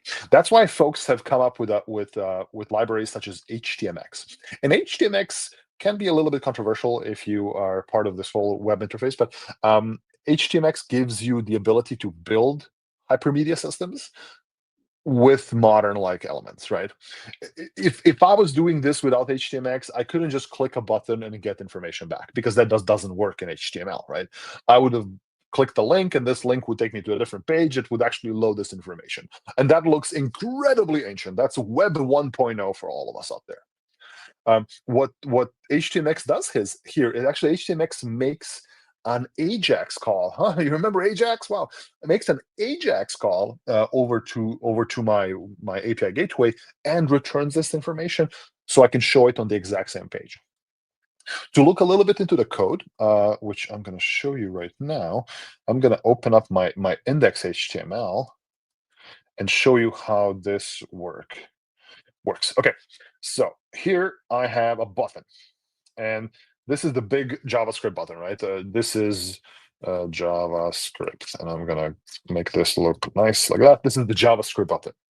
This basically just makes calls the function called fetch API, and it's just calling a JavaScript fetch. That's it, and stores it somewhere on the screen, on the page. This, however, is HTMX. HTMX is also JavaScript. Don't get me wrong; it's running behind in JavaScript, but it makes it work quite nicely, because it embeds certain HTML elements into your actual interface. So, like the button gets HX parameters, which is basically telling it what are you going to get in this case, or you're going to use a HTMX get request. The target is actually the location, the specific div in this case, like the HTMX result, where the results of that call are going to be placed, right? So if I would just HX target put body, it would replace the entire body of the page with that thing, which is maybe something you don't really necessarily want. But HTMX gives you a lot of this flexibility when it comes to how are you going to how are you going to paint, how are you going to refresh, how are you going to reload all of these hypermedia systems with the HTML you get back from any kind of a hypermedia and a proper true REST API. So I'll give you another example of how does this work. I have I think I showed this before on the stage as well. This is a link shortener I built also using API gateway and Lambda functions, but this thing is completely powered by HTMX and hypermedia. So anytime I load this page, basically it loads HTML elements. It loads a table with different HTML elements. If I click a link to shorten, so for example, I will drop a link here to shorten, you will see a little thing shortening link pop up there. That's an HTML element popping in. And this thing is also an HTML element popping in once the link has been created. So everything that shows up on my screen is powered by a hypermedia system where instead of retrieving a bunch of JSON, it actually returns HTML with the proper information. So I won't go too much in depth how does this work, because there's a lot of information on how a lot of complexities around HTMX and how does it also handle stuff and how does my application work in this case. But I do highly suggest all of you folks to go ahead and check out API Gateway. That's one thing, and where you can actually build proper REST systems using hypermedia. Definitely go check that out. I think we're going to be dropping a link somewhere as well. I'm dropping a bunch of stuff where I show you how I do some Rust shenanigans as of recent. I do want to show you how I built a bunch of errors, custom errors for my Rust application for an actual hypermedia driven systems application. And I do also encourage you to check out hypermedia systems, the website hypermedia.systems. So with that being said, I need to go return the controls back to Todd and AM. Hopefully they're back from their steaming session. So until next time. Oh, next week is reInvent. So folks, if you're going to be in Las Vegas at reInvent, please do come and say hello. I'm going to be hanging out closely to our on-air friends. So definitely come and say hello at the expo. With that, you all have a great weekend and enjoy the rest of the show. Bye. Wow, Todd. That guy really doesn't want to use JavaScript. I was gonna say I need to get a copy of that book, but only if it's the audio form and Darko narrates it, so I Oh can yeah, have I love something to Darko. listen to while I'm Man, chopping wood. I love Darko coming on anytime because you know it's going to be good. It's going to be good stuff. Please, nobody mention XML in chat. By the way, do not talk about soap. That will, I think. Yeah, I see Darko. I see Darko there. There he is. All right. Okay. And also, technically, I don't think reInvent is next week. I hope it's not, at least. I think it's in 2 Yeah, weeks. my flight's Sunday, 2 Sundays from now. I think a lot of us AWS people will be there in about a week, either a week from today or Saturday. So that's probably, look, Darko claims he's restful. I don't know how anyone is restful right now with reInvent approaching. So Oh, all right, shall we plug the survey right now? survey. It's on the screen, so On the screen? I think I'll take the hint. Yeah, survey. Do the survey. We've got lots of credits to give on the survey. Go sign up for a builder ID first. Take the survey. Tell us what you want to hear about. I'd love to do a segment on fill in that blank and fill in the blank. On hypermedia, because I thought hypermedia was just media that was really excited. Like that's what I thought, but I learned different today. So the common misconception. Oh, look, Jasmine. Also, Jasmine, I want to call out. Jasmine put "I heart rest" in chat. Also, I think Jasmine's just "I heart," looking around the room and saying "I heart guitar." I heart. I don't. These don't feel genuine anymore. Lots of love from Jasmine today. Jasmine, are you excited for reInvent, Jasmine? Bring that love to Vegas. So, Todd, I think it's time now for us to do our best, worst impression of a living legend. We got to fill the shoes of somebody that arguably nobody can. It's Purple taking shoes. 2 of us to do it. He's got lots of shoes too. I've seen some purple ones. He's got some crazy shoes. Does have a lot of shoes. So normally at this point, we have Jeff Barr join us. Unfortunately, he cannot join us today. So Todd and I are going to do the news. Are we still going to roll the news graphic? Nick, do you have a news graphic for us? The Eagle has landed.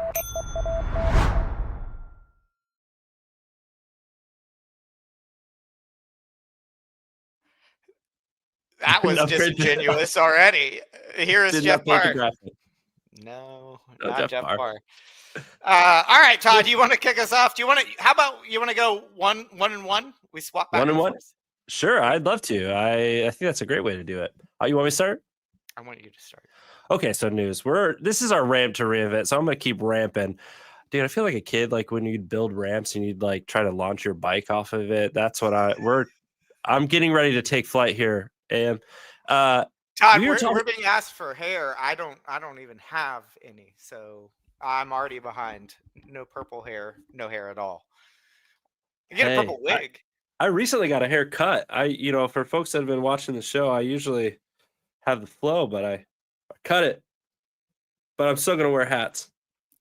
What's your first piece of news?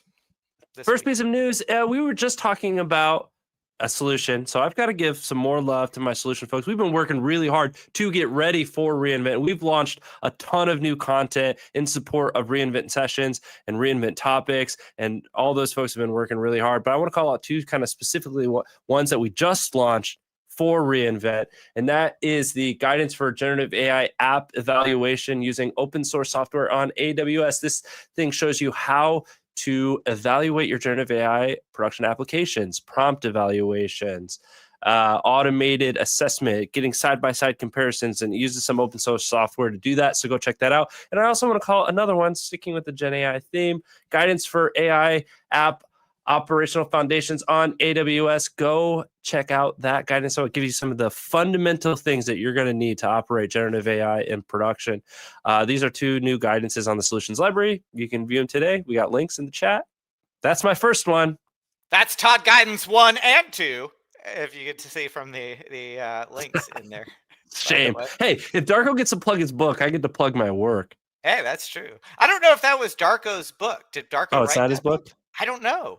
That's a question for the agent. Or did he just do the website? I don't think Darko's still here. Darko came in swooped We'll get- in, dropped a "You're all doing this wrong," shamed us, and left. It's fine. Okay, All right, and what you got for news item number 1? my turn. I also have to acknowledge chat there saying that you stole all of my hair and you refused to give it back. So And I put it on my face. that's right. Okay.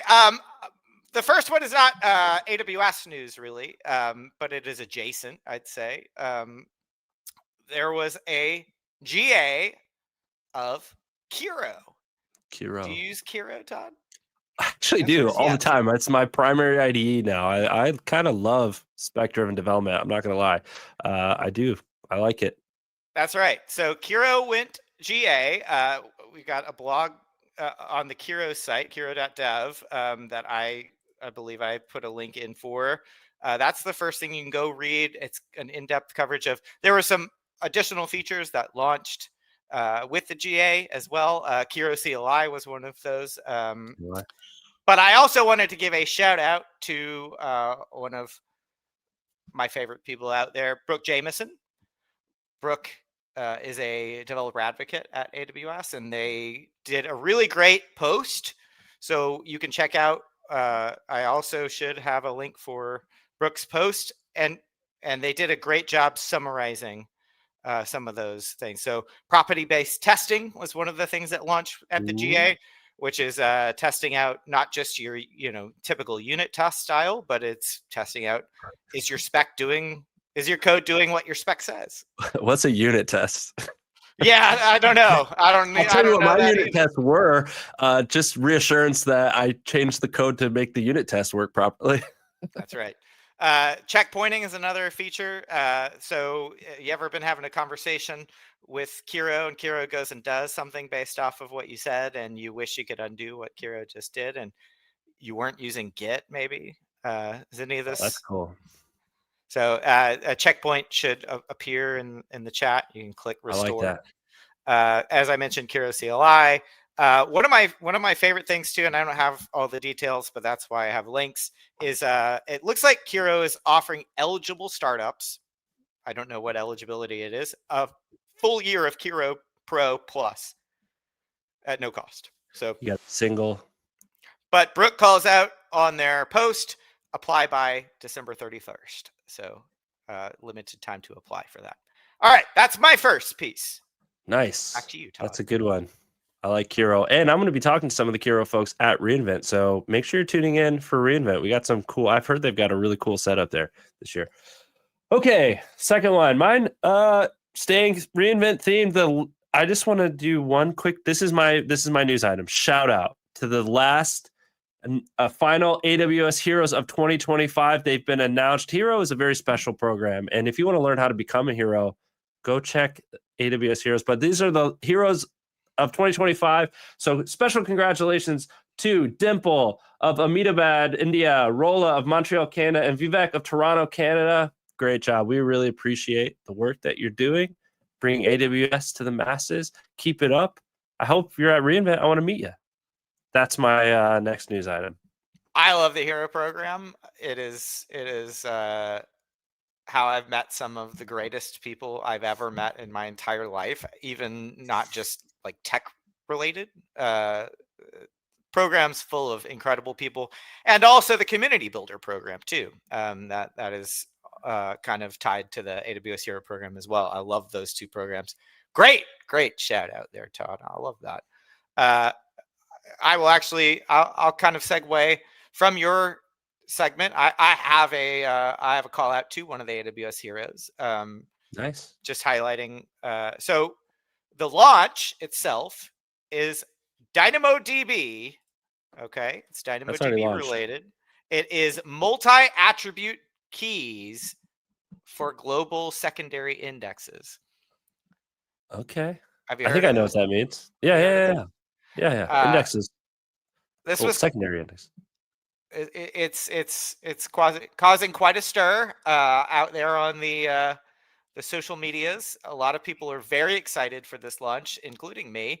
I specifically wanted to highlight, and it's just because it's one of the good posts that I saw, and I love this person's opinions on all things DynamoDB. AWS Data Hero Alex Debris had a good LinkedIn post summarizing all about these multi-attribute keys that you can use with global secondary indexes. So in the past, you might have been trying to query data with more specific things I love in the documentation, they give an example of a video game like tournament data set, right? And let's say you've got a tournament date and a region, right? In the past, you would have had to concatenate these two things. Yeah, I was gonna say that's how I've always historically done it. Just concatenate them on the. With a global secondary index, I want to be very clear about that. Obviously, not the primary key for the table itself, but inside that global secondary index, no need to concat those things anymore. They can be attributes. So it's really, really, really cool thing. And I completely agree with Robert Tables. Alex Debris is a genius. All right. That's a good. I'm going to bookmark that one. I like that. Okay, final one that I have, which I just thought was a really cool application, and I know this is probably, speaking of heroes, this is a hero to a lot of people. But this is recently announced. AWS has committed $1 million with an M through its Generative AI Innovation Fund to the Jane Goodall Institute. RIP Jane Goodall, who recently passed away. So this is like a really cool announcement that is using generative AI to digitize her handwritten field notes, her film footage, the observational data of chimpanzees and how they're moving, GPS data, and using Bedrock and multimodal large language models to embed those so that research can be shared more broadly. And folks can get access to that through this institute. So I just thought that was a really cool. I mean, sometimes I feel like a chimpanzee just banging at a keyboard. So I probably missed out on a few studies there. Interesting. But check that out, Jane Goodall. That's really exciting. That is really cool. I thought that was a really cool announcement. I don't share a genetic history with primates because I'm from space. And I'm also a bot. So I got both of those things working. Running on Steam. We've learned a lot about you today, Am. I like not water steam though. No, not water steam. No, absolutely not. I have one more, I believe. I think we have time, don't we? Yeah. I lost track of time. 5 minutes ago, like 3 minutes or 2 minutes ago. So we have time. I wanted to do kind of it's a blast of Lambda runtime updates. There are a few that are very applicable to what Darko has chosen to dedicate his life to. One is so we've had Rust support, but it's been experimental for quite a while and is now GA. I think they did that just for Darko. That's big not true. GA heavy hitters for Darko. Not true, but there is a blog post that Darko and Julian Wood, another amazing developer advocate, longtime developer advocate at AWS, very expert in the serverless field. So you can check out if you want to use Rust. But yeah, there were a few runtimes that were updated. So there's a new Java, I believe it's 25. They had a experimental Swift support as well. It's kind of interesting. Taylor Swift? Yes, absolutely. And then one of my favorites. He needs the support. Is the Python 3.14 runtime is out now, which was asked for. I saw GitHub issues all about it, but Python 3.4 is very interesting. It's got some cool new features. Template strings is in there, for example. It's got a really interesting free threaded mode. So if you are a longtime Python user, you might be familiar with the GIL, the GIL, the global interpreter lock. So you can turn that off in Python 3.4. The runtime, the managed runtime for AWS, Python 3.4, does not have the GIL turned off. So if you are looking for Python 3.4 with free threading, you still got to go and kind of run your own custom image for a Lambda runtime. But 3.14 is out, 3.14 is out, and Damn, I like that. I feel like that's a nice PSA to our audience. Go update your runtime. Go update your Python. For anybody who's out there still running Python too, guilty. Let me know. You go update your Python runtime. And we got tools to help you do that. So the more you know. All right, that's my news. I think that's all your news too, Todd. Yeah. How do we do, Jeff? Oh, geez, that was a weight Rough. on my shoulders. We're fired. That's fine. Okay. Hey, but we've got more segments coming up. We're not done yet. It's Rant to Rian, but I told you on LinkedIn this morning, it's a very special episode. A very special afternoon school, after school episode of. It's dark where I'm at. If I'm, it's darko where I'm at. It's getting there for me. All right, so look, all the segments are equally my favorite. Obviously, of course, there are no favorites, none. But maybe, just maybe, I'm a little bit excited about this one. Maybe a little more than any segment. This is very cool thing that we're about to talk about that Cool aligns technology. with like my life as a developer. So, Nick, roll the segment. Roll the thing. I told you I'm excited about this.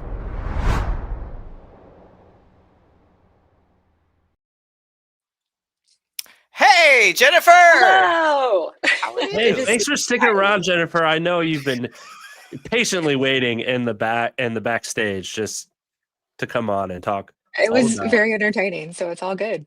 Jennifer, this is how we get viewers, actually, is we make them sit in the backstage and watch the entire show, and we just put them at the end. So, you know what I was doing in the background was talking to the team and launching what we're about to talk about. We launched maybe 30 minutes ago. Really? So this Wow. you guys are doing broadcast journalism here. This is like hot off the press. So let me say, this is maybe I'm the honored. first time it's been a good thing that I took too long and bought you some time there to finish the lunch. Yeah, did you hear that, Nick? We were doing it for Jennifer. That's right. Speaking of, Jennifer, please introduce yourself to the audience. yeah, Jennifer Lin. I'm a principal product manager for Amazon ECS. And we're here to talk Express Mode. ECS, one of my favorites. One of my favorites. Yeah. It's in the top 5 probably for me. I use it a lot. ECS. Okay, so folks who might not be familiar with ECS, let's start at the beginning here. ECS has been around. It's not new, but there's some newness to it 30 minutes ago. What is ECS? Give us a little background here. ECS is our native to AWS container orchestrator. So, of course, we have Kubernetes and EKS. For about 11 years now, we've had ECS, which is, we do a lot of native integrations with other AWS services. We are very opinionated about how we approach container orchestration, and we try to make things really simple. And what Express Mode is about, it's about making it even simpler, because we kind of found that over the past 10 or 11 years, we spent a lot of time jam packing all of these cool features and making it really great for container users and layering on all of this a little bit more complex over time. And so Express Mode is about kind of like breaking through some of that complexity and bringing together some of the other services that we interact with really, really frequently. Hey, I'm getting into like reinvent mode, and this recalls something from last reinvent, a term that Werner coined, simplexity. Do you guys remember that from last year? Simplexity talks about this. Even though it's simple up here, there's a lot of complexity maybe that got us to this simple. So you may not see the complexity, but it's there. We've just made it easier for you. And it sounds like this could be a candidate for Simplexity of the Year award. I love it. That's not a real thing, by the way. Okay, cool. So ECS made containers easier on AWS, and that's my little tangent. And but over time we've added features. Maybe that kind of started to get a little bit more complex. But now we have this Express Mode who's going to just simplex it up. Flex it up. You're really trying to make that Exactly. work. Really. I love that term. You're like Gretchen with Fatch from Mean Girls over here. So yeah, Jennifer, can you talk maybe a little bit about the inspiration, right, for building this? You mentioned adding things in, but I'll give you an example, right? I'm a dev. I came to AWS probably 2015, 2016-ish, not working for, but using AWS. And I was drawn by Nice. the launch of, yeah, I was out in space, but I was drawn by Lambda because it was one of the first times I could just launch code and worry about the code. And so then, Yeah. you know, it's a very similar story with containers and ECS, right? Like, I don't really care as much about like managing the infrastructure to manage container deployment, management of the container lifecycle, all these things. I want something to do that for me. Enter ECS, right? So, where does Express Mode sit in like this kind of mindset for somebody who's maybe just interested in getting a container out there running on ECS? Yeah. You're right. Fargate brought like a lot of simplicity just to like the infrastructure management layer.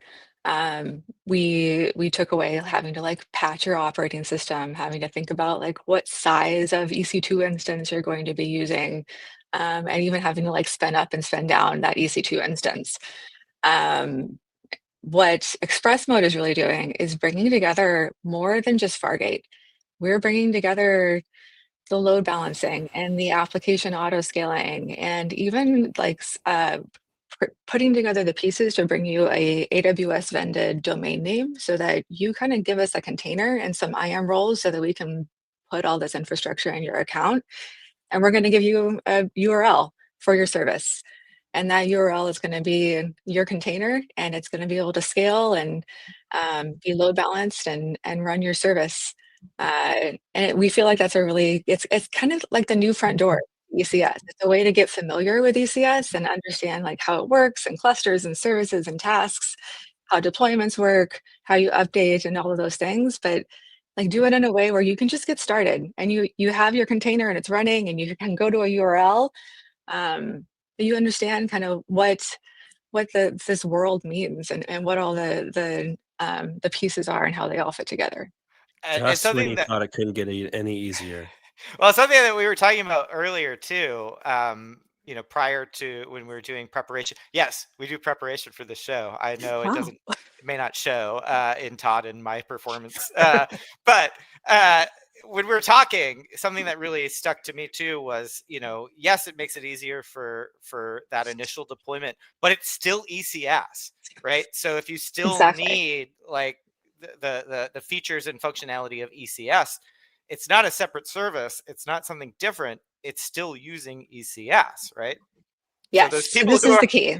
who are Yeah. you know, more operationally minded than me still get ECS to go manage. And this is why we think it's like it's a little bit different than every like template or other services that are out there that help you kind of go from container to URL. Is that we put these resources in your account and you can modify them.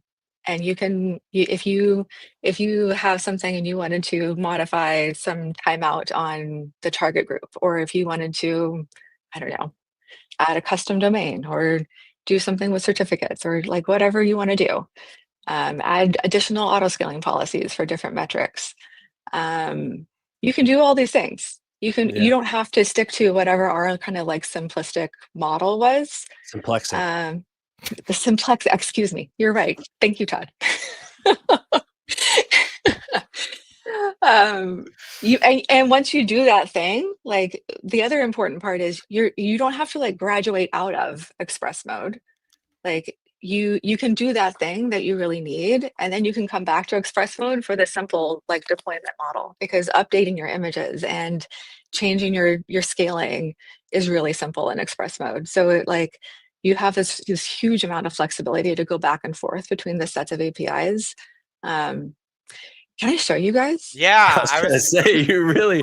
This is the hottest. This is a demo lot of off the press. talking. Yeah, let's get that screen. see it. There we Yeah, go. cool. So yeah, we're in just the ECS. There's this new new express mode over here. As of 30 minutes new. As of 30 minutes ago. There's something about this name that just makes me really want to like say it with my chest. Express mode. Yeah. Yes. I like that. Okay. You know what I'm So talking this about. is something that I'm really excited about. I just chose my image from ECR. I want you to notice one of my like least favorite things to do is create IAM roles. I don't know about you guys. You're working at the wrong place. We made it so that at least if you're in the console, you don't have to create the IAM roles for this. The task execution role, which we use to like get your image from ECR, and the infrastructure role that we use to create all of these resources, you just leave this create new role here, and we tell you what we're going to do. We're going to create this, and you can go and look at the permissions, but like you don't have to do anything. We're just going to go and create those for you. I love this, Jennifer. I've seen this pattern starting to become, and these are least privileged by design. Exactly. I love it.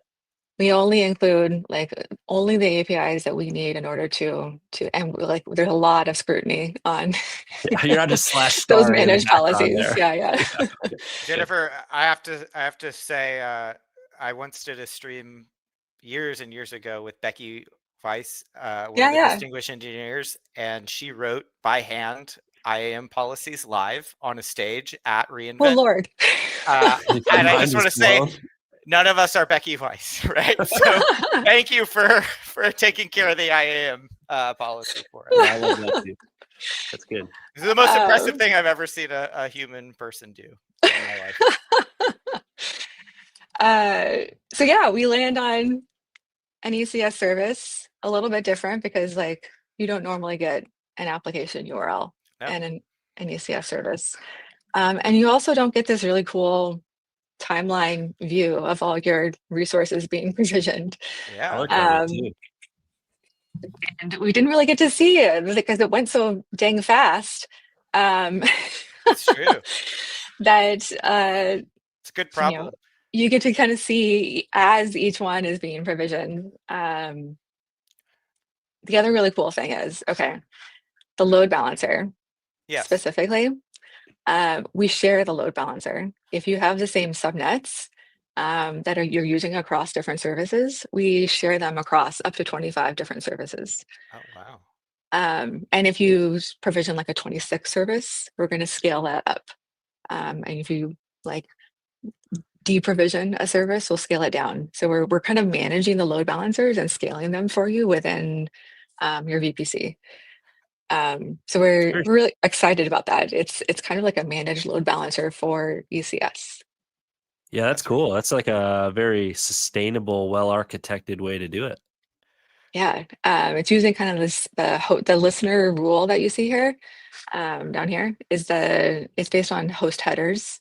So it's just kind of for each service you get that unique based on your application URL, and it's just routing it to different services, and they each get their own certificate, their own security groups at the ALB and the service level. Yeah. Can I so ask share where you Jennifer, can be shared, but distinguish where it needs to be distinguished. Distinct. Yeah. Exactly. Yes. Sorry, Anne, what were you saying? I was going to say, Jennifer, is now a good time? Could I ask? And if it's not, we can cover it later. Is this a console-only experience? Am I only able to do this in the console? Can I do it in CLI, SDK? Can we look at the CLI? You tell me. Please. Can we? Can we look at it? I would love to. Let me pull it up. I'm so excited how that reaction was so enthusiastic. I live in the CLI most of my life, so I'm excited to see this. Does it support hypermedia? Yeah, no, that's Darko mode only. Sorry. Oh, okay. Not express mode, Darko mode. So I've got here. Maybe I can make this a little bit bigger so you can see the whole line. It's a really simple, like same kind of 3 sets of parameters that we talked about before. The 2 IAM roles, 1 image. I'm going to add this flag that says monitor resources. So this is something that we only put in the CLI. It's meant to kind of mimic that experience that we just saw in the console. This is in the AWS CLI. This is not like a third-party GitHub CLI that we created somewhere. You Ooh, see all of the resources being provisioned. that's You're pretty also going to cool. get like status messages from these resources. So if there's like any issues, if you have like a permissions issue on that particular resource, we're going to like propagate that message through. So it's supposed to be a really informative way of like understanding what's going on within all of the resources in your service. You're getting hype from the chat. Yeah, Chat loves your excitement, number one, and we got a that's cool for more CLI experience. That's cool. I agree. It is amazing. very cool. Yeah, It's very so cool. I'm really I'm a sucker for good CLI art and CLI interactivity. So Jennifer, what you're saying then is you've spun up all of these things for me, and Express Mode made it easy. I didn't have to go in and configure all these things and figure out read a bunch of documentation, but it just sort of did it for me. Now I can go in and customize any one of these services that have been spun up. I don't have to be locked into the configurations that you've decided for me. I can go customize it. Exactly. Yeah. How did we land on the default configurations for these things? Yeah. So we actually have a data science team within ECS. And so we spent a lot of time going through all of our data on how customers are using ECS today. And so we understood like most customers are, you have the option within ECS to either launch just tasks, which is just containers, or you can launch them like within services. So we understand most people are using services, and most people are launching them behind load balancers. So we chose this as like kind of the pattern that we were going to use for Express. So that was kind of the first thing. And then we got down into kind of the task definition and understanding like, well, what are the defaults that we're going to pick? And some things were based on, what are the most popular things that people pick, and some things were based on What they should be kind doing. of like best practices. Yeah. And there's a balance too, because we also felt like this is kind of a product that there's some things that are best practices that we don't necessarily think that you need to start with. And we also want you to like be able to start with this thing. Like if you have a container that you want to just test out really quick, we don't necessarily need you to like have it in 3 availability zones from day one. But we'll put it in the docs as like, you probably should, before you like launch your thing in production, like make sure that your minimum tasks are 3. And that's an easy thing to do in Express mode. And so there's kind of a balance there where we went back and forth. It's like, it's production ready. Like we have the things in place so that like we do have like cross-AZ fallback, and we do set you up with enough subnets so that you will be able to do that. And all you have to do is move your minimum task to 3, and you'll be in a good position. Does that make sense? It So we does went make through a lot of sense. discussions like that, so to make sure that you're ready for it, but it's you're in a position where like from day one, your development stance is still like you're not being charged out out the wazoo for just starting one container, right? Yeah, it's Speaking kind of of like cost, can I ask, is there additional cost to use Express Mode? That's a great question. So no, similar to Love it. ECS, Love that answer. the container orchestrator is like 0 additional charge. You pay for the compute that you're using, and so in this case, we're using Fargate. We're also provisioning other resources, and so the other charged resource that we're provisioning for you is the ALB. But we're helping you share that across multiple resources for like distribution. So like the cost of that goes down pretty significantly. And then there's like data transfer and things like that you'll have to take into account, but like ingress, mostly egress. just Fargate and ALB are going to be the main drivers. This is really cool. Sometimes I feel like container orchestration is like putting pants on a baby. It's a lot harder than it should be. But it sounds like Express Mode has made that not the case. And I can't wait to use it. You should go do it. It's in US East 1 right now. Go do it. Right now. We got a link there too where you can learn more, but why go read about it when you can just go use it right now in US East 1? Should we Thanks, also Jennifer. look at maybe some of the options if we have a little bit of time? Or I we do not think have time?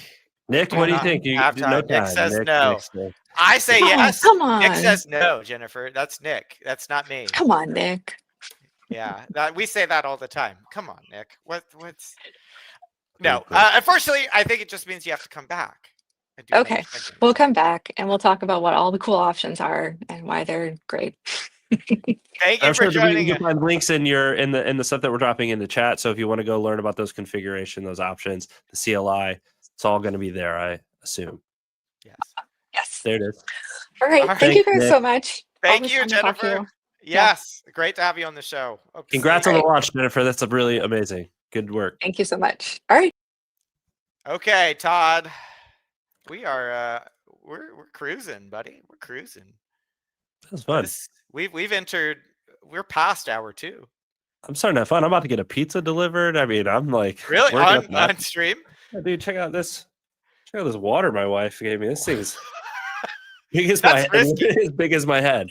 I don't know how many bathroom breaks we're gonna have. That's risky, buddy. All right, look at this. This is Nick telling us plug the survey, my friends. So if you are watching right now, you can receive $20 in AWS credits for filling out a survey. That's all you got to do, and then you got $20 to go try ECS Express Mode, which I highly recommend. Which you won't need because you could use it for free. But the underlying compute, I imagine. Yeah. See what you can do with $20. Yeah, but Fargate, that $20 might last a while. Who knows? Yeah, Nick. I want to hear stories like because Nick, I feel like we're kind of kindred spirits and former recovering .NET developers who Lambda changed their life. Then we kind of graduated to ECS, and then now we're I don't know. Maybe I still use Lambda, buddy. I'm on both now. Oh, I didn't graduate. I do it all. Don't get me wrong. Kubernetes too. I'll throw in a Kubernetes every once in a while when I'm feeling wild. See, that's where we diverge, buddy. I go hard on ECS. I don't know much about Kubernetes. I love a container management platform. Yeah, no, I have a .NET talk at reInvent actually, but that's something we can talk about near the end of the show because we got to give people their due time. We've still got another segment here with our friends from Repost, Todd. So, Repost. Shall we give the reins over to Repost? Repost, welcome, my friends. Nick, roll it.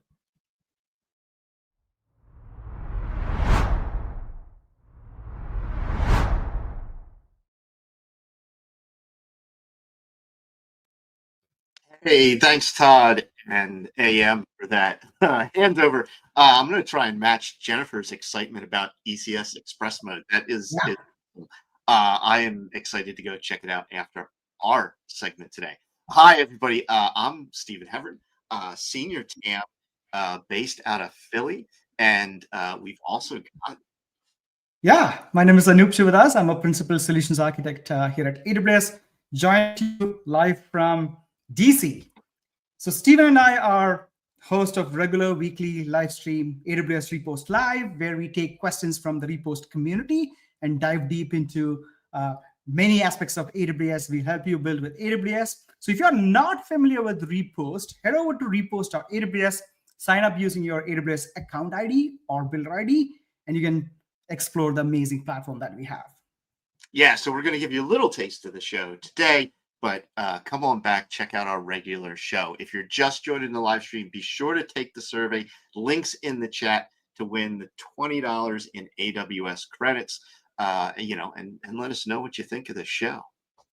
Awesome. Yeah. So if you're just joining, we spoke about a lot of great features, ton of launches, a lot of new features and amazing services that we announced before reInvent. So Stephen, what stood out for you? What was one of your favorite topics? Yeah, so this has been getting me more and more excited here. And we'll start with this article, get my screen up. And, from Repost, we've got this article posted by one of our experts, Vivek, who is also a friend of the show. He's been on our show before. It was great having him on. Hopefully we can have him on again. So he wrote this post a while back, accelerating AI development work, Kiro best practices boilerplate, right?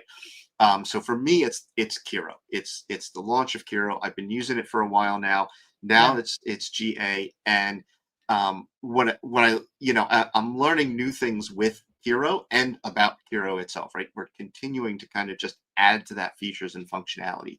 And one of those things that he covers here is how to kind of get started with two kind of key features: steering documents and hooks. So what he took the time to put these together, throw them out there in a Git repository for anybody to grab and pull down to get started. So he's got things like CLI best practices, CDK best practices.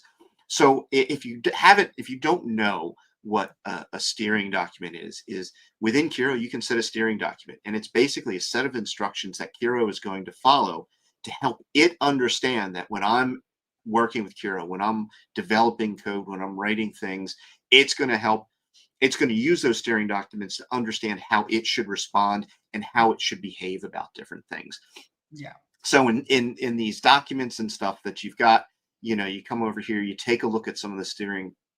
Some of them are pretty basic, right? Like things like don't put on the CLI pager piece with the AWS CLI command so it doesn't continue to page. It just scrolls it all out so that Kiro can grab all of that output and analyze it, right? Some kind of basic things and other stuff, around MCPs or Python best practices, right? And it writes it out in this simple markdown format, right? Readable, right? You can come in, and so you can pull these steering documents into your project, into the Kiro folder, and Kiro, when you fire it up, is gonna start doing that stuff. The other cool thing that's in here that I've really just started playing with, that we got really excited about, are hooks. So you can put hooks into Kiro, so it can either take automatic or manual actions based on something that it sees happening in your environment as you're coding and things like that. And the one that I really love the most right now is the automated spell check. So anytime I go to save any one of my README files or Markdown files, this hook is there. It sees I've made that save to that file, and it's automatically gonna just kick in and check, not just spell check my document, but fix my spelling errors, right? And make that correction and stuff for me. So you can go out here, check his article out, all these automation hooks. I'm so excited about using these things. It's become my daily driver, right? I had a customer yesterday that just, we helped them get set up on Kiro, start working it, and they were giddy with excitement at what Kiro was helping him and his development teams be able to do. And then when we laid on here, you start to do some of the stuff in a steering document as well. He was just over the moon, and they were able to kind of hit the ground running, working on some of their projects. And that's kind of that.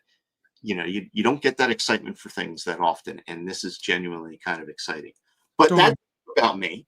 Yeah. What do you have that's got you excited with this? Yeah, so AM was talking about DynamoDB, and he was talking about LX, and this is the book that I'm a big fan of. But for today, we have another topic that is something which I want to talk about, which is around the generative AI lens that we just announced, and it's updated. We have new Gen AI lens, which is aligning to the well-architected framework. So if you just look at my screen, we have an article here at Repost, which talks about AI agents operational framework. So if you can just pull, Nick, if you can just pull my screen quickly here, I guess. I think Nick's getting tired.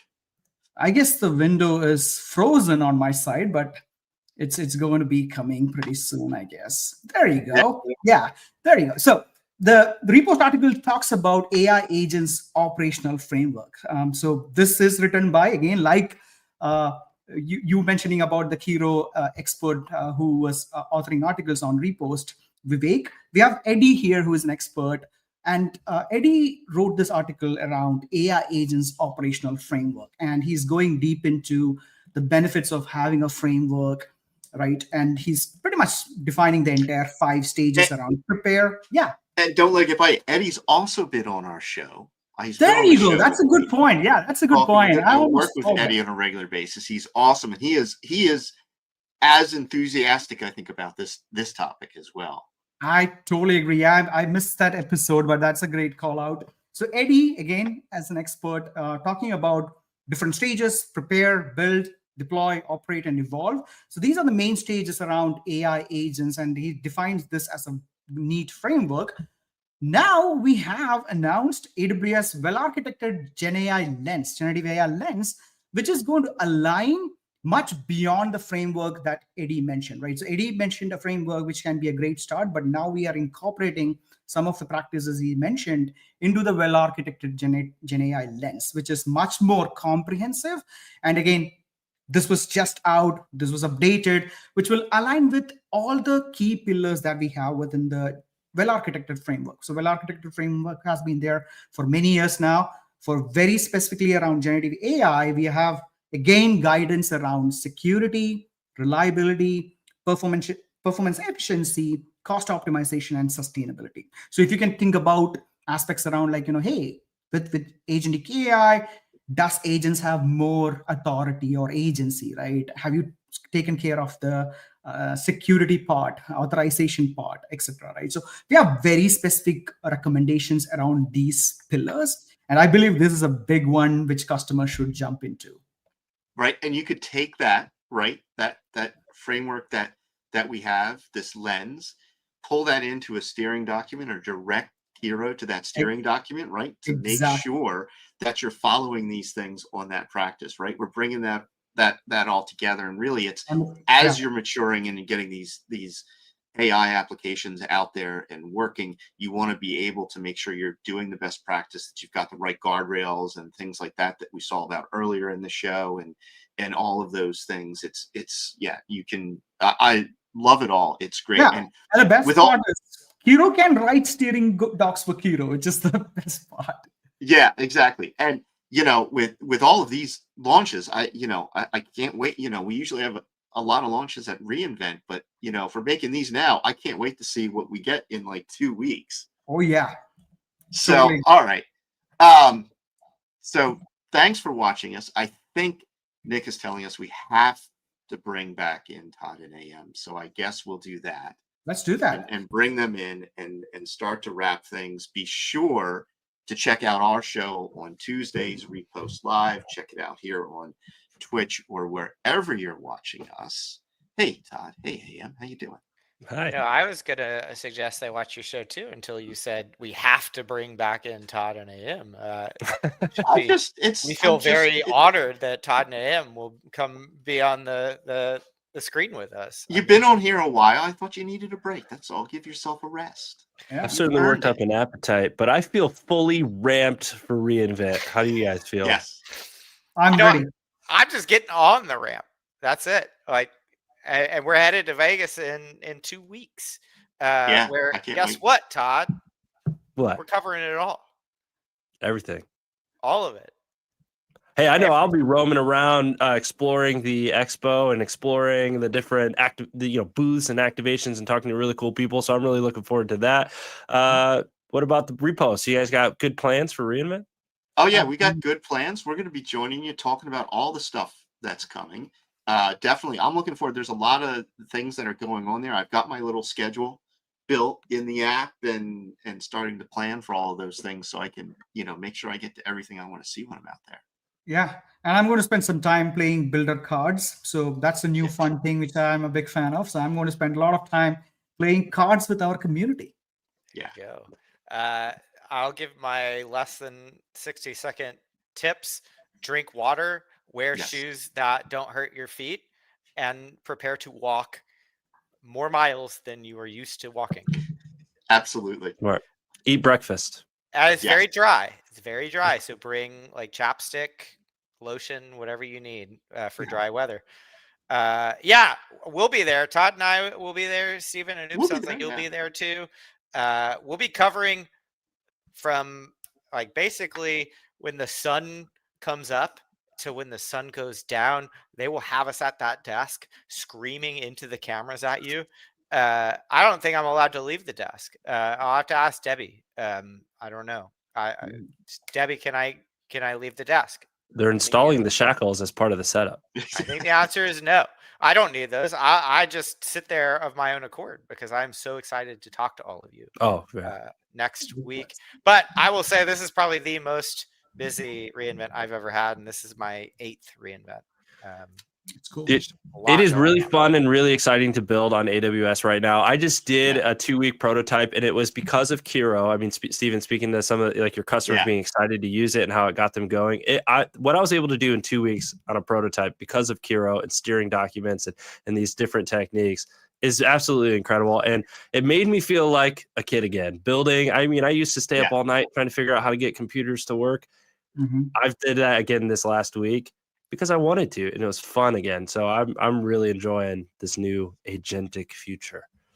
Yeah, absolutely. It's beautiful. I have to give a shout out because it's part of my job, and also I think it's beneficial for all of you out there watching. Go do one of the game days. There are 4 of them, one each day, Monday through Thursday. I happen to work on the game day team, but even if I didn't, I would be saying this because it's a lot of fun. If the session says full, line up anyway, because a lot of people will reserve a seat and then not show up. So you can also visit us. You can visit us at the OnAir booth in the verify we're real people. I'm not real. I refuse. AM's not a real person. I refuse that. From space, running on steam water. Wait, not steam water. Steam, not water. Anyways, on that note, I'll see you guys in Vegas. Yeah, we got to get out of here. We'll see you there. See you there.